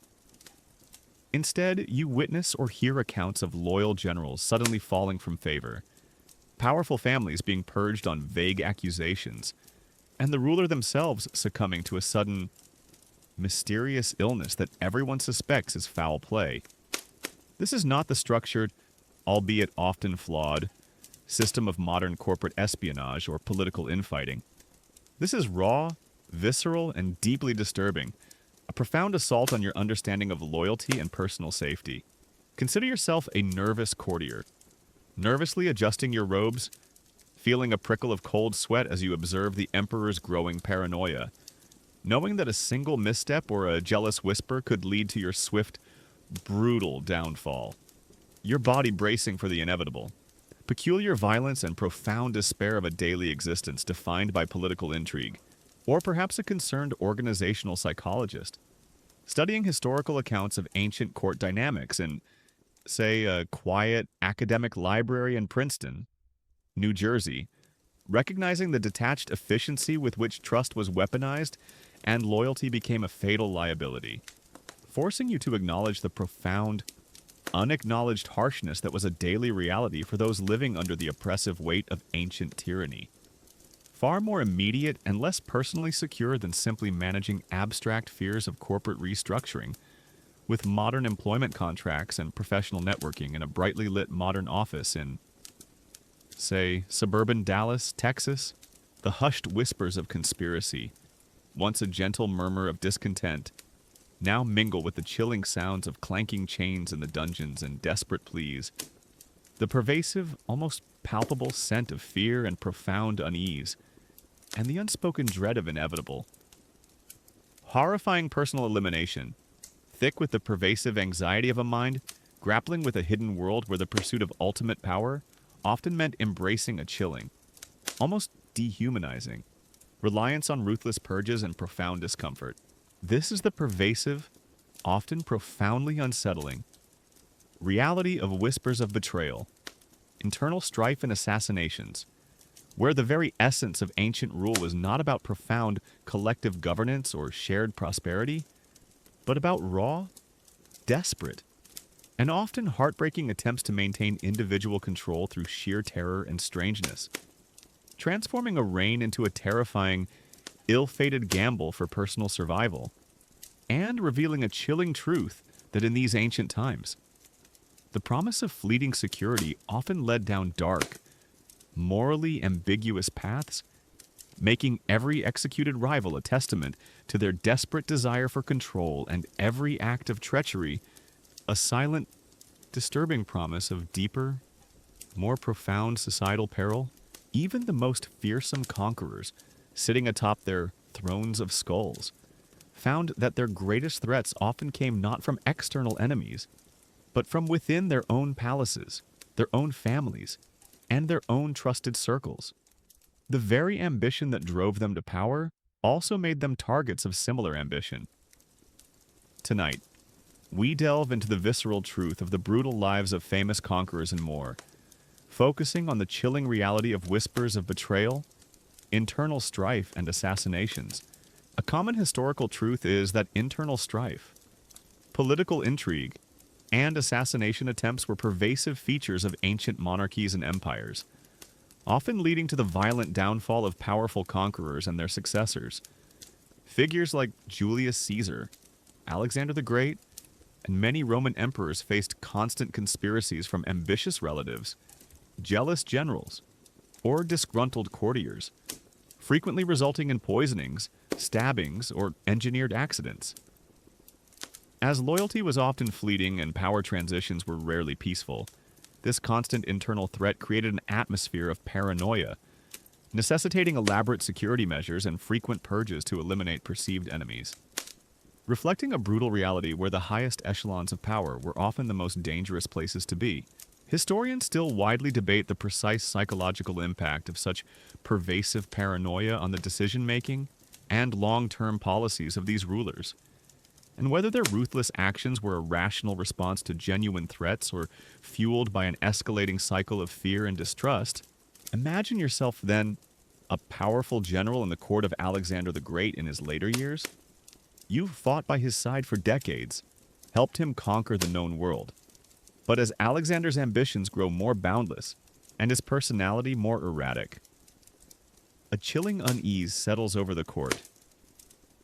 You witness the execution of Parmenion, one of Alexander's most trusted and experienced generals, and Parmenion's son Philotas on mere suspicion of conspiracy. Later, Alexander himself, in a drunken rage, kills his loyal companion Cletus the Black, who had saved his life in battle. These aren't just isolated incidents. They send a clear message: no one is safe, no matter their past loyalty or contributions. You start to watch your words, your actions, and even your expressions, knowing that a misstep could lead to a swift, brutal end. The man who once inspired unwavering loyalty now inspires profound fear and suspicion. It truly sucked to be a general under a paranoid Alexander. After Alexander's death, his empire immediately fractured into a brutal series of wars among his generals, known as the Diadochi. This wasn't a peaceful transfer of power, it was a free-for-all, with each general vying for control, leading to decades of bloodshed, assassinations, and betrayals. Former comrades became mortal enemies, poisoning each other, executing rivals, and constantly fighting for territory and influence. The empire that Alexander had forged with such brutal efficiency was torn apart by the very ambition he himself embodied. This wasn't the relatively stable, albeit sometimes contentious, transition of power in a modern democratic nation, with established legal frameworks and peaceful elections in, say, Washington, D.C. This was raw, visceral, and deeply disturbing. A profound engagement with utter, inescapable internal chaos. A fascinating, yet rarely discussed detail about whispers of betrayal. Internal strife and assassinations is the curious phenomenon of ancient Roman emperors pre-selecting their own assassins during purges, where, in particularly paranoid or calculating Roman reigns like those of Tiberius or Domitian, the emperor, when ordering the elimination of a powerful rival or a perceived threat within the court, would sometimes issue a direct, undeniable command for specific high-ranking individuals from their own inner circle to personally carry out the execution.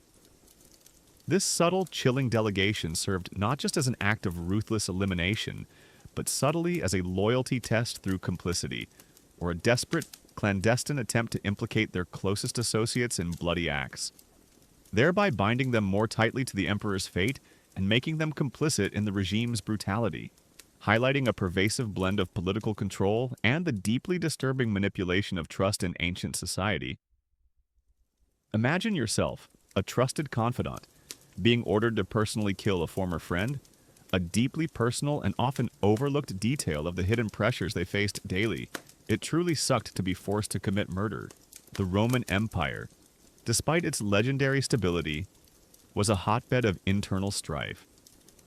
Emperors rarely died peacefully in their beds during certain periods.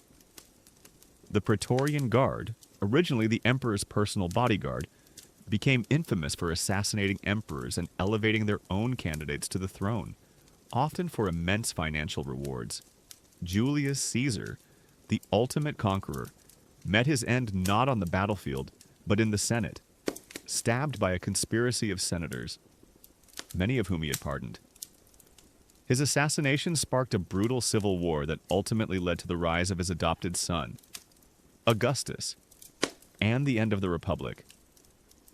This profound cycle of violence was far more immediate and less personally secure than simply managing abstract fears of political disagreements with modern parliamentary procedures and transparent governmental processes in a brightly lit modern Capitol building in, say, Sacramento, California.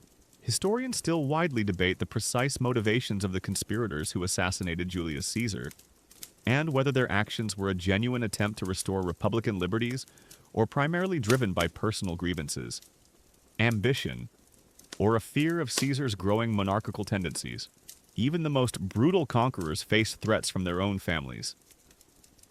In the Mongol Empire, after Genghis Khan's death, His successors often engaged in fierce, sometimes violent, rivalries for control of the vast empire. Brothers fought brothers. Cousins plotted against cousins, leading to purges and assassinations within the ruling clan. The struggle for the great Khanate was often as bloody and ruthless as any external conquest.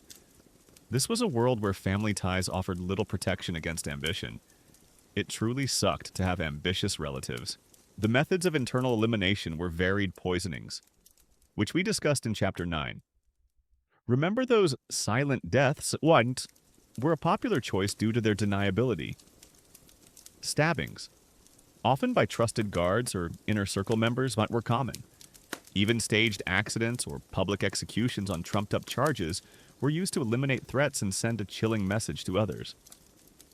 The pervasive fear of betrayal meant that rulers often lived in a state of extreme paranoia, trusting no one, constantly weeding out perceived enemies, and thus often creating the very conspiracies they feared. The chilling reality of internal strife and assassinations highlights a fundamental paradox of absolute power. The higher you rise, the more vulnerable you become. Every ally is a potential rival, every confidant a potential betrayer. The very brutality that allowed these conquerors to seize vast empires often became the seed of their own destruction, leaving a legacy not just of conquest, but of endless suspicion and bloody internal conflict. Their reigns were a constant battle, not just against external foes, but against the insidious whispers of betrayal that haunted their every waking moment. As you consider whispers of betrayal, internal strife, and assassinations, you begin to understand that for these famous conquerors, their greatest enemies often resided within their own walls. The secret plots, the sudden purges, the chilling paranoia, all were terrifying. Harbingers of dubious security, a chilling testament to the pervasive dread that truly sucked the peace from their daily lives. Their courts were not just centers of power, they were the terrifying stages for a silent, desperate performance. A constant reminder of the unseen threats that haunted their every decision, forcing them into a desperate, silent battle against an unseen, yet deeply felt, internal menace.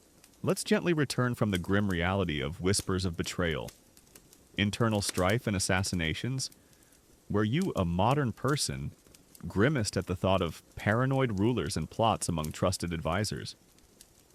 If Chapter 7 exposed the insidious dangers within, tonight we'll delve into the profound personal toll exacted by unchecked ambition, the weight of the crown, personal sacrifices, and isolation. We're going to explore the stark, often lonely, reality of how these conquerors, despite their immense power, endured crushing burdens, constant vigilance, and deep personal losses.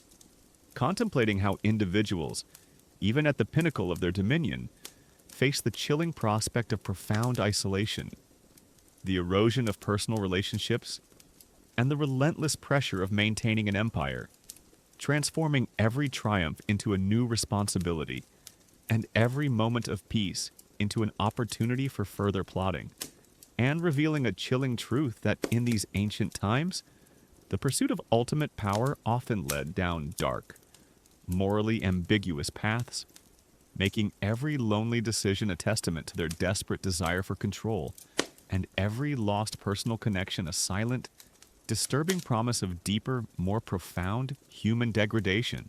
Imagine yourself, now, a powerful ancient conqueror, perhaps akin to a diligent, driven CEO of a massive global corporation in, say, downtown New York City, accustomed to relentless work and immense responsibility. You've grappled with the brutal childhoods, a grim thought after Chapter 1, the pervasive military training from Chapter 2, the horrific cost of conquest from Chapter 3, the insidious psychological warfare from Chapter 4, the chilling consolidation of power through terror from Chapter 5, the devastating economic exploitation from Chapter 6, and the pervasive threat of internal betrayal from Chapter 7. And now you face the quiet, persistent agony of your own existence. There are no corporate retreats for stress management, no trusted therapists for emotional support, no private vacations for genuine relaxation, and certainly no concept of work-life balance or personal well-being, as found in modern corporate culture or even in contemporary political leadership, however imperfectly applied. Instead, you witness or experience firsthand the endless demands on your time, the constant suspicion of everyone around you, the inability to form genuine bonds, and the profound, crushing loneliness that comes with absolute power. This is not the structured, albeit often flawed, system of modern high-pressure careers. This is raw, visceral, and deeply disturbing, a profound assault on your understanding of human connection and peace of mind. Consider yourself a nervous emperor, lying awake in your opulent bed, feeling a prickle of cold sweat as you hear every creak in the palace, knowing that even your closest guards might be part of a plot, your body bracing for the inevitable, peculiar violence and profound despair of a life defined by constant vigilance and utter isolation. Or perhaps a concerned clinical psychologist, studying historical accounts of ancient rulers' mental states in, say, a quiet academic library in Boston. Massachusetts, recognizing the detached efficiency with which personal happiness was sacrificed for power, forcing you to acknowledge the profound or unacknowledged harshness that was a daily reality for those living under the oppressive weight of ancient tyranny. Far more immediate and less personally secure than simply managing abstract fears of professional burnout with modern wellness programs and supportive social circles in a brightly lit modern office in, say, suburban San Jose, California, the hushed whispers of your own thoughts, once a gentle murmur of contemplation, now mingle with the chilling sounds of distant palace guards and the pervasive, almost palpable ascent of fear and profound unease, and the unspoken dread of inevitable, horrifying personal collapse. Thick with the pervasive anxiety of a mind grappling with a hidden world where the pursuit of ultimate power often meant embracing a chilling, almost dehumanizing, reliance on self-denial and profound discomfort. This is the pervasive, often profoundly unsettling reality of the weight of the crown, personal sacrifices and isolation, where the very essence of ancient rule was not about profound personal fulfillment or peaceful living, but about raw, desperate, and often heartbreaking attempts to maintain individual control through sheer terror and strangeness, transforming a life into a terrifying, ill-fated gamble for absolute power, and revealing a chilling truth that in these ancient times, the promise of fleeting security often led down dark, morally ambiguous paths, making every lonely night a testament to their desperate desire for control and every lost loved one a silent, disturbing promise of deeper, more profound human degradation. Even after conquering vast lands and consolidating immense power, the lives of these famous conquerors were rarely filled with peace or happiness. Instead, they often bore a crushing burden of responsibility, constant paranoia, and profound isolation. The very crown they fought for came with an unbearable weight. Tonight, we delve into the visceral truth of the brutal lives of famous conquerors and more, focusing on the chilling reality of the weight of the crown, personal sacrifices and isolation. A common historical truth is that despite achieving immense power and widespread fame, many ancient conquerors and absolute rulers lived lives marked by profound personal sacrifice, relentless pressure, and extreme isolation. The constant threat of assassination, rebellion, and internal betrayal, coupled with the overwhelming demands of governing vast empires and leading continuous military campaigns, often led to paranoia, the erosion of personal relationships, the inability to trust even close confidants, and a pervasive sense of loneliness, as their unique position separated them from ordinary human connection. Their personal lives were often sacrificed for their ambition, leaving them with immense authority but little genuine peace or intimacy, highlighting a grim paradox where ultimate power often came at the cost of ultimate personal well-being. Historians still widely debate the precise psychological toll of constant power and paranoia on specific ancient rulers, and whether their increasingly erratic behavior in later years was primarily a result of their stressful environment, underlying mental health issues, or the inevitable consequences of their tyrannical methods. Imagine yourself, Then, Alexander the Great, having conquered Persia, Egypt, and pushed to the borders of India, you are the most powerful man in the world, worshipped as a living god in some places. Yet, what is your personal life like? You are constantly on campaign, never settling down for long. Your marriage to Roxane, a Bactrian princess, is largely political. Your personal relationships with your closest companions, forged in battle, become strained and eventually shattered by your growing paranoia and increasingly autocratic tendencies. You kill Clitus the Black, your childhood friend and a man who saved your life, in a drunken rage. You execute Parmenion and Philotas, two of your most loyal generals and close associates. On suspicion, who can you truly trust? Every face around you is a potential flatterer, a potential betrayer, or someone simply trying to survive your volatile moods. The very men who helped you build your empire now fear you. It truly sucked to be a paranoid Alexander. Alexander's relentless ambition meant he was almost constantly on the move, leading his army, negotiating with conquered peoples, or planning the next campaign. He never truly enjoyed the fruits of his conquest in a settled, peaceful manner. His body was constantly under strain from campaigns, his mind perpetually engaged in strategy or politics. The isolation was profound. How do you form genuine friendships when everyone sees you as a god or a terrifying ruler? This wasn't the contained pressure of a modern political leader, with their press secretaries and carefully curated public image in, say, a quiet suburban home in Virginia. This was raw, visceral, and deeply disturbing. A profound engagement with utter, inescapable loneliness. A fascinating, yet rarely discussed, detail about the weight of the crown. Personal sacrifices and isolation is the curious phenomenon of ancient Roman emperors' use of elaborate false modesty rituals, where, particularly during the early Principate, emperors like Augustus would painstakingly perform public rituals of humility, like feigning reluctance to accept power or emphasizing their role as princeps' first citizen rather than king. Despite wielding absolute authority, these subtle acts serve not just as political propaganda, but subtly as a performative burden or a desperate, clandestine attempt to downplay the immense isolating power they held, perhaps even for their own psychological comfort, highlighting a pervasive blend of political necessity and the deeply disturbing internal struggle with absolute dominion in ancient society. Imagine yourself, carefully crafting your public persona to appear humble while ruling an entire empire.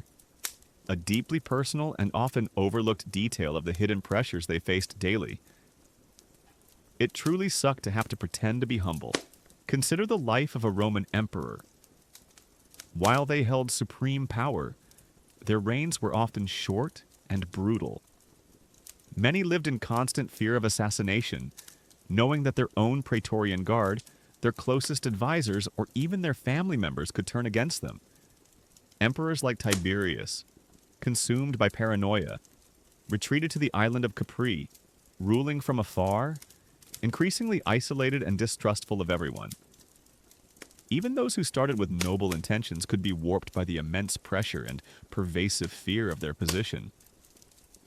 The lavish banquets and opulent palaces often masked a deep loneliness. As genuine companionship was a dangerous luxury, who would dare to tell the emperor an unvarnished truth, or challenge their decisions, without fear of execution? This profound lack of genuine feedback and human connection was far more immediate and less personally secure than simply managing abstract fears of public criticism with modern media training and a supportive advisory team in a brightly lit modern presidential office in, say, Washington, D.C. Historians still widely debate the precise nature of the relationship between Roman emperors and their advisors, and whether the pervasive fear of assassination and betrayal led to a true tyranny of fear, or if some emperors managed to cultivate genuine trust and loyalty within their inner circles, despite the inherent dangers of their position. Even Genghis Khan, despite his incredible family loyalty to those who remained loyal to him, lived a life of constant campaigning and the crushing burden of managing a vast, diverse empire. He spent much of his life on horseback, far from any permanent home. His decisions affected millions, and every choice carried immense weight. While he had trusted generals and sons, his ultimate position as the supreme leader meant an inherent isolation. He could never truly relax, never fully surrender control, knowing that the stability of his entire empire rested on his shoulders.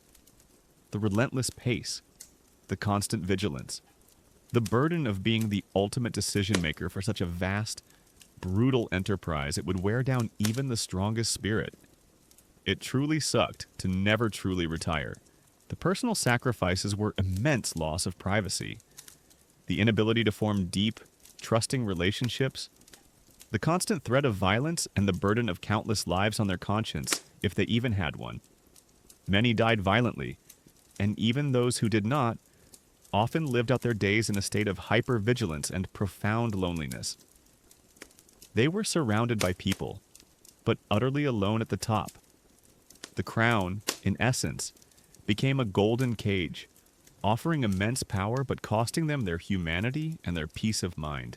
As you consider the weight of the crown, personal sacrifices and isolation, you begin to understand that for these famous conquerors, ultimate power came with an almost unbearable personal cost. The pervasive paranoia, the profound loneliness, the shattered relationships, all were terrifying harbingers of dubious triumph, a chilling testament to the pervasive dread that truly sucked the peace from their daily lives. Their lives at the pinnacle of power were not just reigns. They were the terrifying stages for a silent, desperate performance. A constant reminder of the unseen threats that haunted their every thought, forcing them into a desperate, silent battle against an unseen, yet deeply felt, internal menace. Let's gently return from the grim reality of the weight of the crown. Personal sacrifices and isolation, where you, a modern person, grimaced at the thought of lonely emperors and shattered personal lives. If Chapter 8 revealed the internal toll of power, tonight we'll broaden our gaze to the lasting mark these conquerors left on the world echoes of empire legacy and long-term impact. We're going to explore the stark, often paradoxical reality of how their brutal conquests, despite their immense human cost, inadvertently shaped civilizations, forged new cultures, and left behind innovations that endured for millennia, contemplating how the very destruction they wrought sometimes paved the way for unforeseen developments, transforming ancient societies and leaving an indelible, complex mark on history, and revealing a chilling truth that in these ancient times, the pursuit of vast dominion, however brutal, often led down dark, morally ambiguous paths, making every new road a testament to their desperate desire for control, and every blend of cultures a silent, disturbing promise of deeper, more profound societal transformation. Imagine yourself, now, a modern urban planner or cultural anthropologist from a diverse, bustling city in, say, San Francisco, California, accustomed to analyzing societal development and cultural exchange. You've grappled with the brutal childhoods a grim thought after Chapter 1, the pervasive military training from Chapter 2, the horrific cost of conquest from Chapter 3, the insidious psychological warfare from Chapter 4, the chilling consolidation of power through terror from Chapter 5, the devastating economic exploitation from Chapter 6, and the pervasive threat of internal betrayal and personal isolation from Chapters 7 and 8. And now you look at the enduring, often complex legacy of their actions. There are no clear moral judgments in the historical record, no simple narratives of good versus evil, and certainly no easy way to quantify the benefits of cultural exchange against the profound suffering it often entailed. As found in modern ethical debates, or even in contemporary post-colonial studies. Instead, you witness or analyze how their empires built on blood and terror inadvertently facilitated the spread of languages, laws, technologies, and even religious ideas, creating new geopolitical landscapes that persist, in some form, to this day. This is not the structured, albeit often flawed, system of modern nation building or cultural diplomacy. This is raw, visceral, and deeply disturbing. A profound assault on your understanding of progress and the unintended consequences of human actions. Consider yourself a nervous archaeologist, sifting through the ruins of an ancient city, feeling a prickle of cold sweat as you unearth Roman coins in India or Greek inscriptions in Afghanistan, knowing that these artifacts speak of brutal conquest but also of profound cultural mixing. Your body bracing for the inevitable, peculiar paradox and profound despair of a history built on contradiction.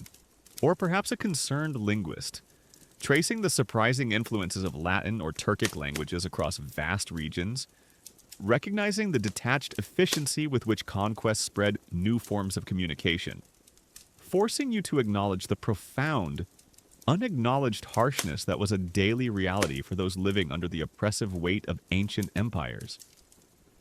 Far more immediate and less personally secure than simply managing abstract fears of cultural appropriation with modern academic frameworks and ethical guidelines in a brightly lit modern university seminar room in, say, suburban Boston, Massachusetts, the hushed whispers of ancient tongues. Once a gentle murmur of distant battles, now mingled with the chilling sounds of new trade routes opening and the pervasive, almost palpable, scent of change and profound unease, and the unspoken dread of inevitable, horrifying cultural assimilation, thick with the pervasive anxiety of a mind grappling with a hidden world where the pursuit of ultimate power often meant embracing a chilling, almost dehumanizing, reliance on forced integration and profound discomfort. This is the pervasive, often profoundly unsettling, reality of echoes of empire legacy and long-term impact, where the very essence of ancient greatness was not about profound, planned development or benign cultural exchange, but about raw, desperate, and often heartbreaking attempts to seize control through sheer terror and strangeness. Transforming a conquest into a terrifying, ill-fated gamble for enduring influence, and revealing a chilling truth that in these ancient times, the promise of fleeting triumph often led down dark, morally ambiguous paths, making every new cultural blend a testament to their desperate desire for control, and every long-lasting institution a silent, disturbing promise of deeper, more profound societal transformation. After the dust settled from their brutal conquests, and even long after the conquerors themselves passed into history, their actions left indelible marks on the world. These legacies are often complex and contradictory, blending the horrors of subjugation with unforeseen cultural and infrastructural developments. Tonight, we delve into the visceral truth of the brutal lives of famous conquerors and more, focusing on the chilling reality of echoes of empire legacy and long-term impact. A common historical truth is that despite their often brutal methods, the empires forged by famous conquerors left profound and lasting legacies that shaped subsequent civilizations. These impacts included the widespread diffusion of languages Latin, Greek, Arabic, legal systems Roman law, administrative practices, and technological innovations Roman roads and aqueducts, Mongol postal system, Hellenistic military engineering. They also facilitated unprecedented cultural exchange, trade routes, and the spread of religious ideas across vast geographical areas, inadvertently creating new cultural syntheses and political entities, reflecting a complex historical paradox where acts of extreme violence and subjugation inadvertently laid foundations for future societal development and interconnectedness. Though at immense human cost, historians still widely debate the precise extent to which these positive legacies can be truly attributed to the conqueror's intentional foresight, or were merely unintended consequences of their pursuit of power and resources, and how much of this legacy truly benefited the conquered populations in the long term. Beyond the immediate elite, imagine yourself, now, traveling across the vast expanse of the Roman Empire in 100 AD, from Britain to North Africa, from Spain to Syria, you see a network of roads stretching for thousands of miles, built with incredible precision and engineering, designed for legions to march swiftly, but also used by merchants, travelers, and administrators. You encounter aqueducts channeling fresh water into thriving cities, bridges spanning formidable rivers, and monumental buildings constructed with durable concrete. The Latin language and Roman law form a common framework, facilitating governance and commerce across diverse peoples. This isn't the organic growth of local infrastructure. It's a testament to the organizational power and ambition of the Roman conquerors. Their conquests, however brutal, unified a vast region under a single, albeit often harsh, system, creating a stability that allowed for unprecedented levels of trade and urban development. It truly sucked to be a conquered people building Roman roads. But the roads did last. The Roman legacy is a classic example of this paradox. The very violence that subjugated diverse peoples also imposed a Pax Romana, a period of relative peace and stability that allowed for the flourishing of trade, the growth of cities, and the spread of Roman culture. This wasn't the planned development of a modern international infrastructure project, with human rights impact assessments and environmental regulations in, say, a quiet conference room in Geneva, Switzerland. This was raw, visceral, and deeply disturbing, a profound engagement with utter, inescapable imposition of order, a fascinating yet rarely discussed detail about echoes of empire legacy and long-term impact is the curious phenomenon of ancient Roman military garrisons establishing regional dialect shifts, where in various parts of the Roman Empire, particularly in frontier regions like Britannia or Dacia, the prolonged presence of Roman legions composed of soldiers from diverse parts of the empire, speaking various Latin dialects or even other languages, led to unique regional variations and accelerations in the development of vulgar Latin, which in turn contributed to the distinct features of later Romance languages like Romanian or British Celtic loanwords. These subtle linguistic shifts served not just as a natural consequence of cultural contact, but subtly as a linguistic fingerprint of conquest, or a desperate, clandestine attempt to trace the hidden, long-term impact of military occupation on the very fabric of local communication, highlighting a pervasive blend of imperial control and the deeply disturbing, yet fascinating, evolution of human language in ancient society. Imagine yourself listening to the peculiar Latin spoken by a Roman soldier in a distant outpost, unaware that this seemingly minor variation would shape the future of an entire language. A deeply personal and often overlooked detail of the hidden transformations they caused. It truly sucked to speak a new dialect forced upon you. Consider Alexander the Great's empire. Though short-lived as a unified political entity, his conquest ushered in the Hellenistic Age. This period saw an unprecedented fusion of Greek and Eastern cultures, leading to advancements in philosophy, science, art, and urban planning. Greek became the lingua franca of much of the Eastern Mediterranean and Near East, and Greek ideas influenced art and architecture as far away as India. Cities like Alexandria in Egypt became centers of learning and trade. While Alexander's direct rule was fleeting, the cultural and intellectual currents he unleashed continued for centuries, shaping the intellectual landscape of the ancient world. This profound cultural diffusion was far more immediate and less personally secure than simply managing abstract fears of cultural homogenization with modern cultural preservation efforts and international exchange programs in a brightly lit modern museum in, say, New York City. Historians still widely debate the precise extent to which the Hellenistic cultural fusion was a genuine synthesis of Greek and Eastern traditions, or primarily a superficial imposition of Greek elements onto existing indigenous cultures, and whether the long-term benefits of this cultural exchange truly outweighed the immediate violence and disruption of Alexander's conquests. The Mongol Empire, forged by Genghis Khan and his successors, also left a complex legacy. While their conquests were marked by unimaginable brutality and destruction, they also facilitated the Pax Mongolica, a period of relative peace and stability across Eurasia that allowed for the unprecedented flow of goods, ideas, and technologies between East and West. The Silk Road flourished under Mongol protection, leading to increased trade and cultural exchange that arguably laid some groundwork for the Renaissance in Europe. Innovations like gunpowder, paper money, and improved cartography flowed westward. The Mongols, initially viewed as barbarians, inadvertently created a vast, interconnected network that accelerated global exchange, proving that even immense destruction can sometimes lead to unexpected, long-term interconnectedness. It truly sucked to be sacked by the Mongols, but they did improve the mail system. The long-term impact of these empires extended to legal systems and administrative structures. Roman law, for instance, developed and refined over centuries of imperial rule, formed the basis for many modern legal systems in Europe and beyond.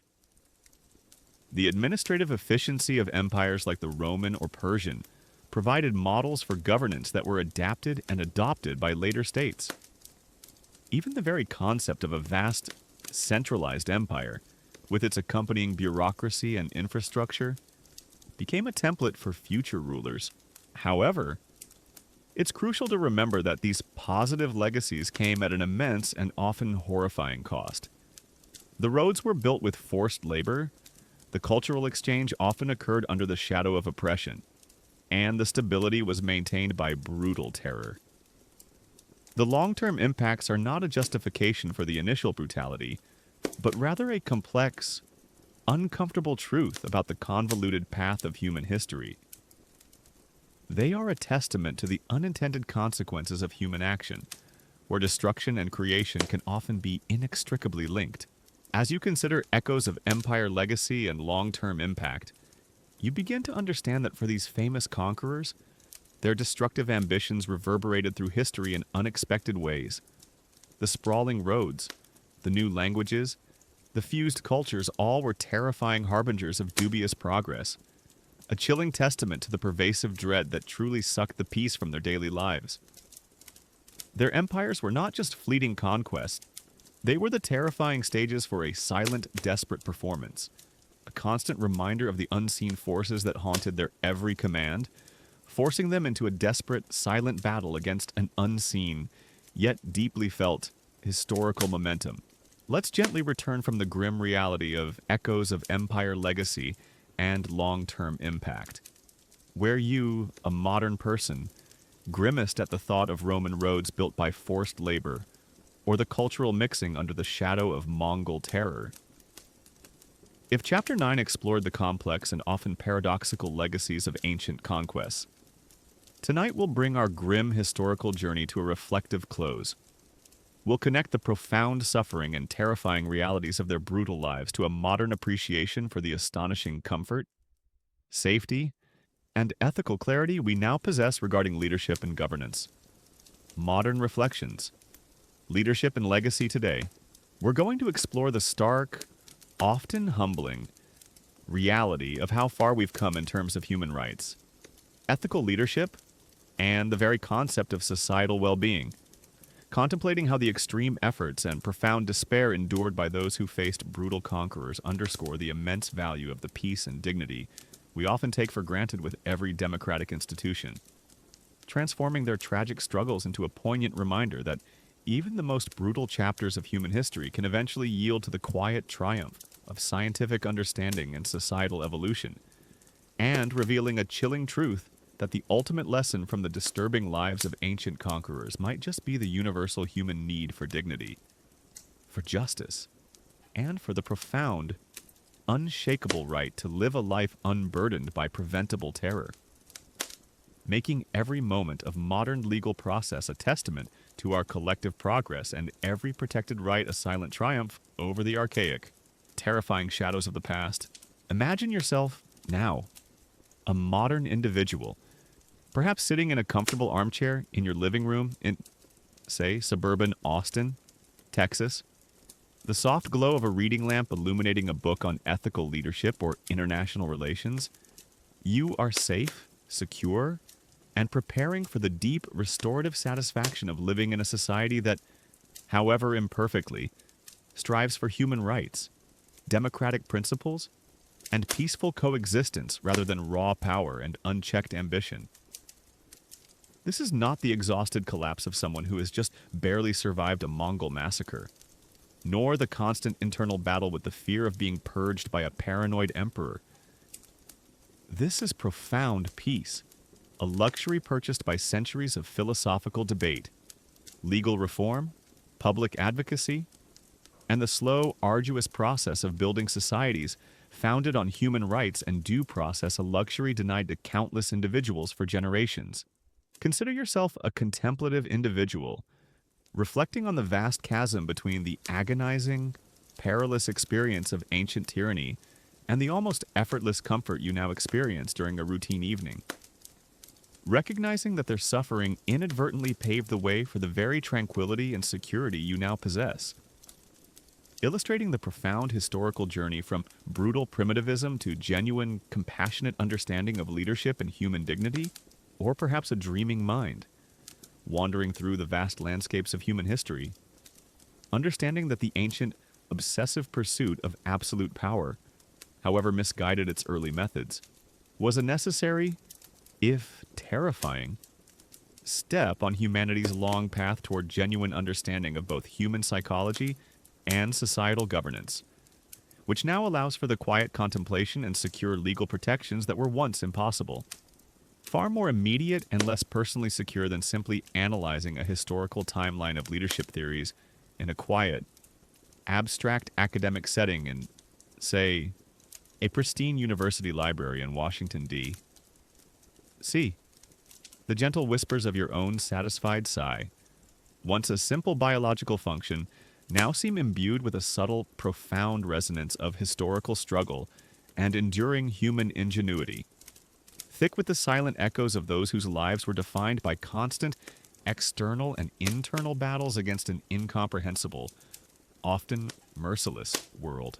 This is the pervasive, often profoundly humbling, reality of modern reflections, leadership and legacy today, where the extreme fear and brutal realities of ancient rule provide a powerful backdrop for appreciating the quiet, often unacknowledged, comforts of modern life, transforming every protected right into a silent celebration of human progress, and revealing a chilling truth that the ultimate symbols of modern comfort and personal well-being are often directly tied to the unacknowledged, agonizing struggle to escape the very chaos and terror that defined ancient, violent belief systems. We've journeyed through the disturbing world of ancient conquerors and their miserable realities, from the grim reality of the rise of ambition. Chapter 1 and the dehumanizing Forging the Blade. Chapter 2, through the pervasive brutality of rivers of blood. Chapter 3 and the lasting shame of psychological warfare. Chapter 4, we recoiled from a throne of skulls. Chapter 5, shuddered at the spoils of war. Chapter 6, grimaced at whispers of betrayal. Chapter 7, and felt the agony of the weight of the crown. Chapter 8, culminating in the complex impact of echoes of empire. Chapter 9, we've seen the sheer scale of their suffering, a testament to a time when basic understanding of human rights, due process, and ethical leadership was non-existent, and every aspect of governance was fraught with arbitrary danger. Now, as our long journey concludes, let's take a moment to reflect on these extreme realities and what their brutal, desperate existence can tell us about ourselves, about the nature of human progress, and about the profound importance of the very things we seek tonight, peace and rest, often found in the security of a just society. This final chapter, Modern Reflections, Leadership and Legacy Today, brings us full circle from the ultimate expression of human judicial struggle to the fundamental human need for comfort and recuperation. A common historical truth is that modern leadership principles, particularly in democratic nations and increasingly in international norms, have largely moved away from the overtly brutal, autocratic, and exploitative models of ancient conquerors towards principles of rule of law, human rights, accountability, and inclusive governance. Key developments include the rise of democratic institutions, the codification of international human rights law, the emphasis on diplomacy over conquest, the rejection of slavery and torture, and the growing focus on sustainable development and collaborative problem solving. Reflecting a societal shift from purely power-driven dominion to a more complex understanding of leadership that balances societal well-being with individual dignity and global cooperation. Though challenges persist in upholding these ideals universally, historians still widely debate the precise causal links between Enlightenment philosophy, global interconnectedness, and the shift away from brutal, conquest-driven leadership, and whether the decline of such practices was primarily driven by evolving moral sensibilities, changing economic needs, or the increasing power of international bodies to enforce ethical standards. Imagine yourself. Then show up on a modern citizen, perhaps living in a society where if you disagree with your leader, you have the right to protest peacefully, to vote them out, and to express your opinions freely without fear of summary execution. Where leaders are ideally accountable to their constituents, bound by laws, and expected to govern for the welfare of all, not just their own enrichment. When you hear about leadership, you think of public service, collaboration, and diplomatic solutions, not massacres, enslavement, or the building of skull pyramids. You're greeted by transparent governance, perhaps participate in civic debates about social justice, and are largely confident in the fairness and predictability of your legal and political systems. The air smells of peaceful deliberation and carefully documented policies, not blood and fear. The sounds are the measured debates of elected officials, not the screams of the tortured or the cries of the dispossessed. This boundless comfort, this inherent sense of safety and understanding of the rules that govern political processes, is something we often take for granted. But for those living under the terrifying rule of ancient conquerors, these were unimaginable luxuries. They lived lives where almost every aspect of interacting with governance was dictated by fear, uncertainty, and the constant threat of the unknown, a perpetual state of being acted upon rather than acting. Their lives were constrained by the perceived dangers of the political underworld, their minds haunted by terrifying stories, and their futures were dictated by the terrifying limitations of primitive understanding and brutal power dynamics. It truly sucked to live in such a world. The experiences of those in the ancient shadows, in their extreme fear and vulnerability regarding leadership, force us to confront the very definition of a life free from preventable suffering and terrifying oppression. They were often strong, resilient individuals, admired for their endurance. Yet, as we've seen throughout our journey, these external markers of fortitude often masked profound internal suffering. The very things that make a leadership system bearable accountability, human rights, and a sense of dignity were systematically denied to them. Their desperate attempts to survive the brutal arena as explored with Rivers of Blood in Chapter 3, their reliance on sheer physical endurance against terror. Remember the challenges in psychological warfare from Chapter 4. Their vulnerability to the unseen internal threats as seen with whispers of betrayal in Chapter 7. All became constant, mocking reminders of the emptiness within their limited understanding of the world. A fascinating, yet rarely discussed detail about modern reflections. Leadership and legacy today is the curious phenomenon of contemporary leadership training using ancient military strategy for ethical decision-making exercises. Where, in some modern business schools or military academies across, say, the United States or Europe, students are sometimes presented with case studies of ancient battles or conquest. Alexander's campaign. Caesar's dilemma at Rubicon, but with a deliberate twist, they are asked to analyze not just the strategic brilliance, but the ethical implications of the decisions made. Considering factors like civilian casualties, treatment of prisoners, or long-term societal impact. Then proposing alternative, more ethically sound outcomes using modern frameworks. This subtle yet challenging exercise serves not just as an academic tool, but subtly as a moral bridge to the past, or a desperate, clandestine attempt to draw stark contrast between ancient ruthlessness and modern ethical leadership. highlighting a pervasive blend of historical analysis and the deeply human pursuit of humane governance in contemporary society. Imagine yourself debating in a seminar room how you, as Alexander, would have handled Tyre differently. A deeply personal and often overlooked detail of the hidden efforts we make to build a more humane future. It truly sucked to have no ethical framework. The journey from the brutal world of ancient conquerors to the relatively humane and ethically guided leadership landscapes of today is a testament to humanity's enduring drive to alleviate suffering and advance well-being. It highlights that true progress is not just measured in grand inventions, but in the painstaking philosophical shifts, legal reforms, public advocacy, and humanitarian advancements that allow us to live with greater comfort, safety, and dignity. Their struggle, their quiet despair over simply existing safely under a ruler, serves as a powerful historical mirror, reflecting back to us the immense value of the liberties and comforts we now enjoy. Their lives, lived under constant threat of arbitrary violence and pervasive political injustice, underscore the importance of scientific understanding, human rights advocacy, and a compassionate approach to societal well-being. Historians and political scientists still widely debate the long-term societal impact of ingrained historical autocratic practices on contemporary public attitudes towards strong leadership and the exercise of power, and whether the echoes of such deeply ingrained experiences still subtly influence modern calls for decisive, even if authoritarian action, or the public appetite for strongman narratives. In societies that emerged from similar historical contexts, the people who lived under ancient conquerors were trapped in a system that promised order, but often delivered profound, prolonged suffering.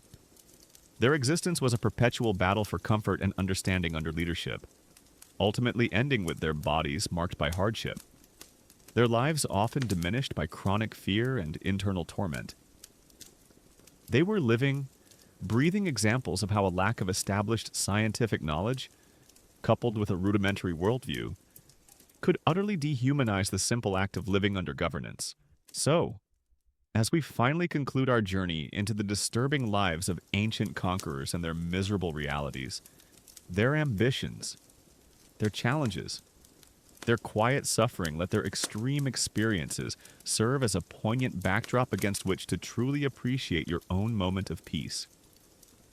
The comfort of your modern home, the security of your rights, the profound simplicity of closing your eyes and drifting into sleep after a day lived with dignity and without the constant fear of arbitrary violence or unchecked power, these are not small things. They are the hard-won victories of human progress, the culmination of centuries of philosophical inquiry, legal development, and a slow, painful shedding of primal fears. A journey in which even the most brutal historical realities inadvertently revealed the universal human longing for comfort and a life free from agonizing terror. Every protected right you possess, every fair political process you observe, every moment of stillness after a day lived free from arbitrary violence is a profound farewell to the constant vigilance, the aching body, the scarred spirit, and the restless, fractured mind of those who struggled with the brutal lives of famous conquerors. Their legacy isn't just in the historical records they left behind. It's in the quiet appreciation we gain for the calm and freedom that they so rarely knew. Their relentless endurance, however tragic, laid some of the earliest stones on the path that eventually led to a world where individuals can truly define their own worth, pursue their own lives, and find a gentle, undisturbed sleep, knowing their future is their own and their understanding of justice and well-being is ever growing.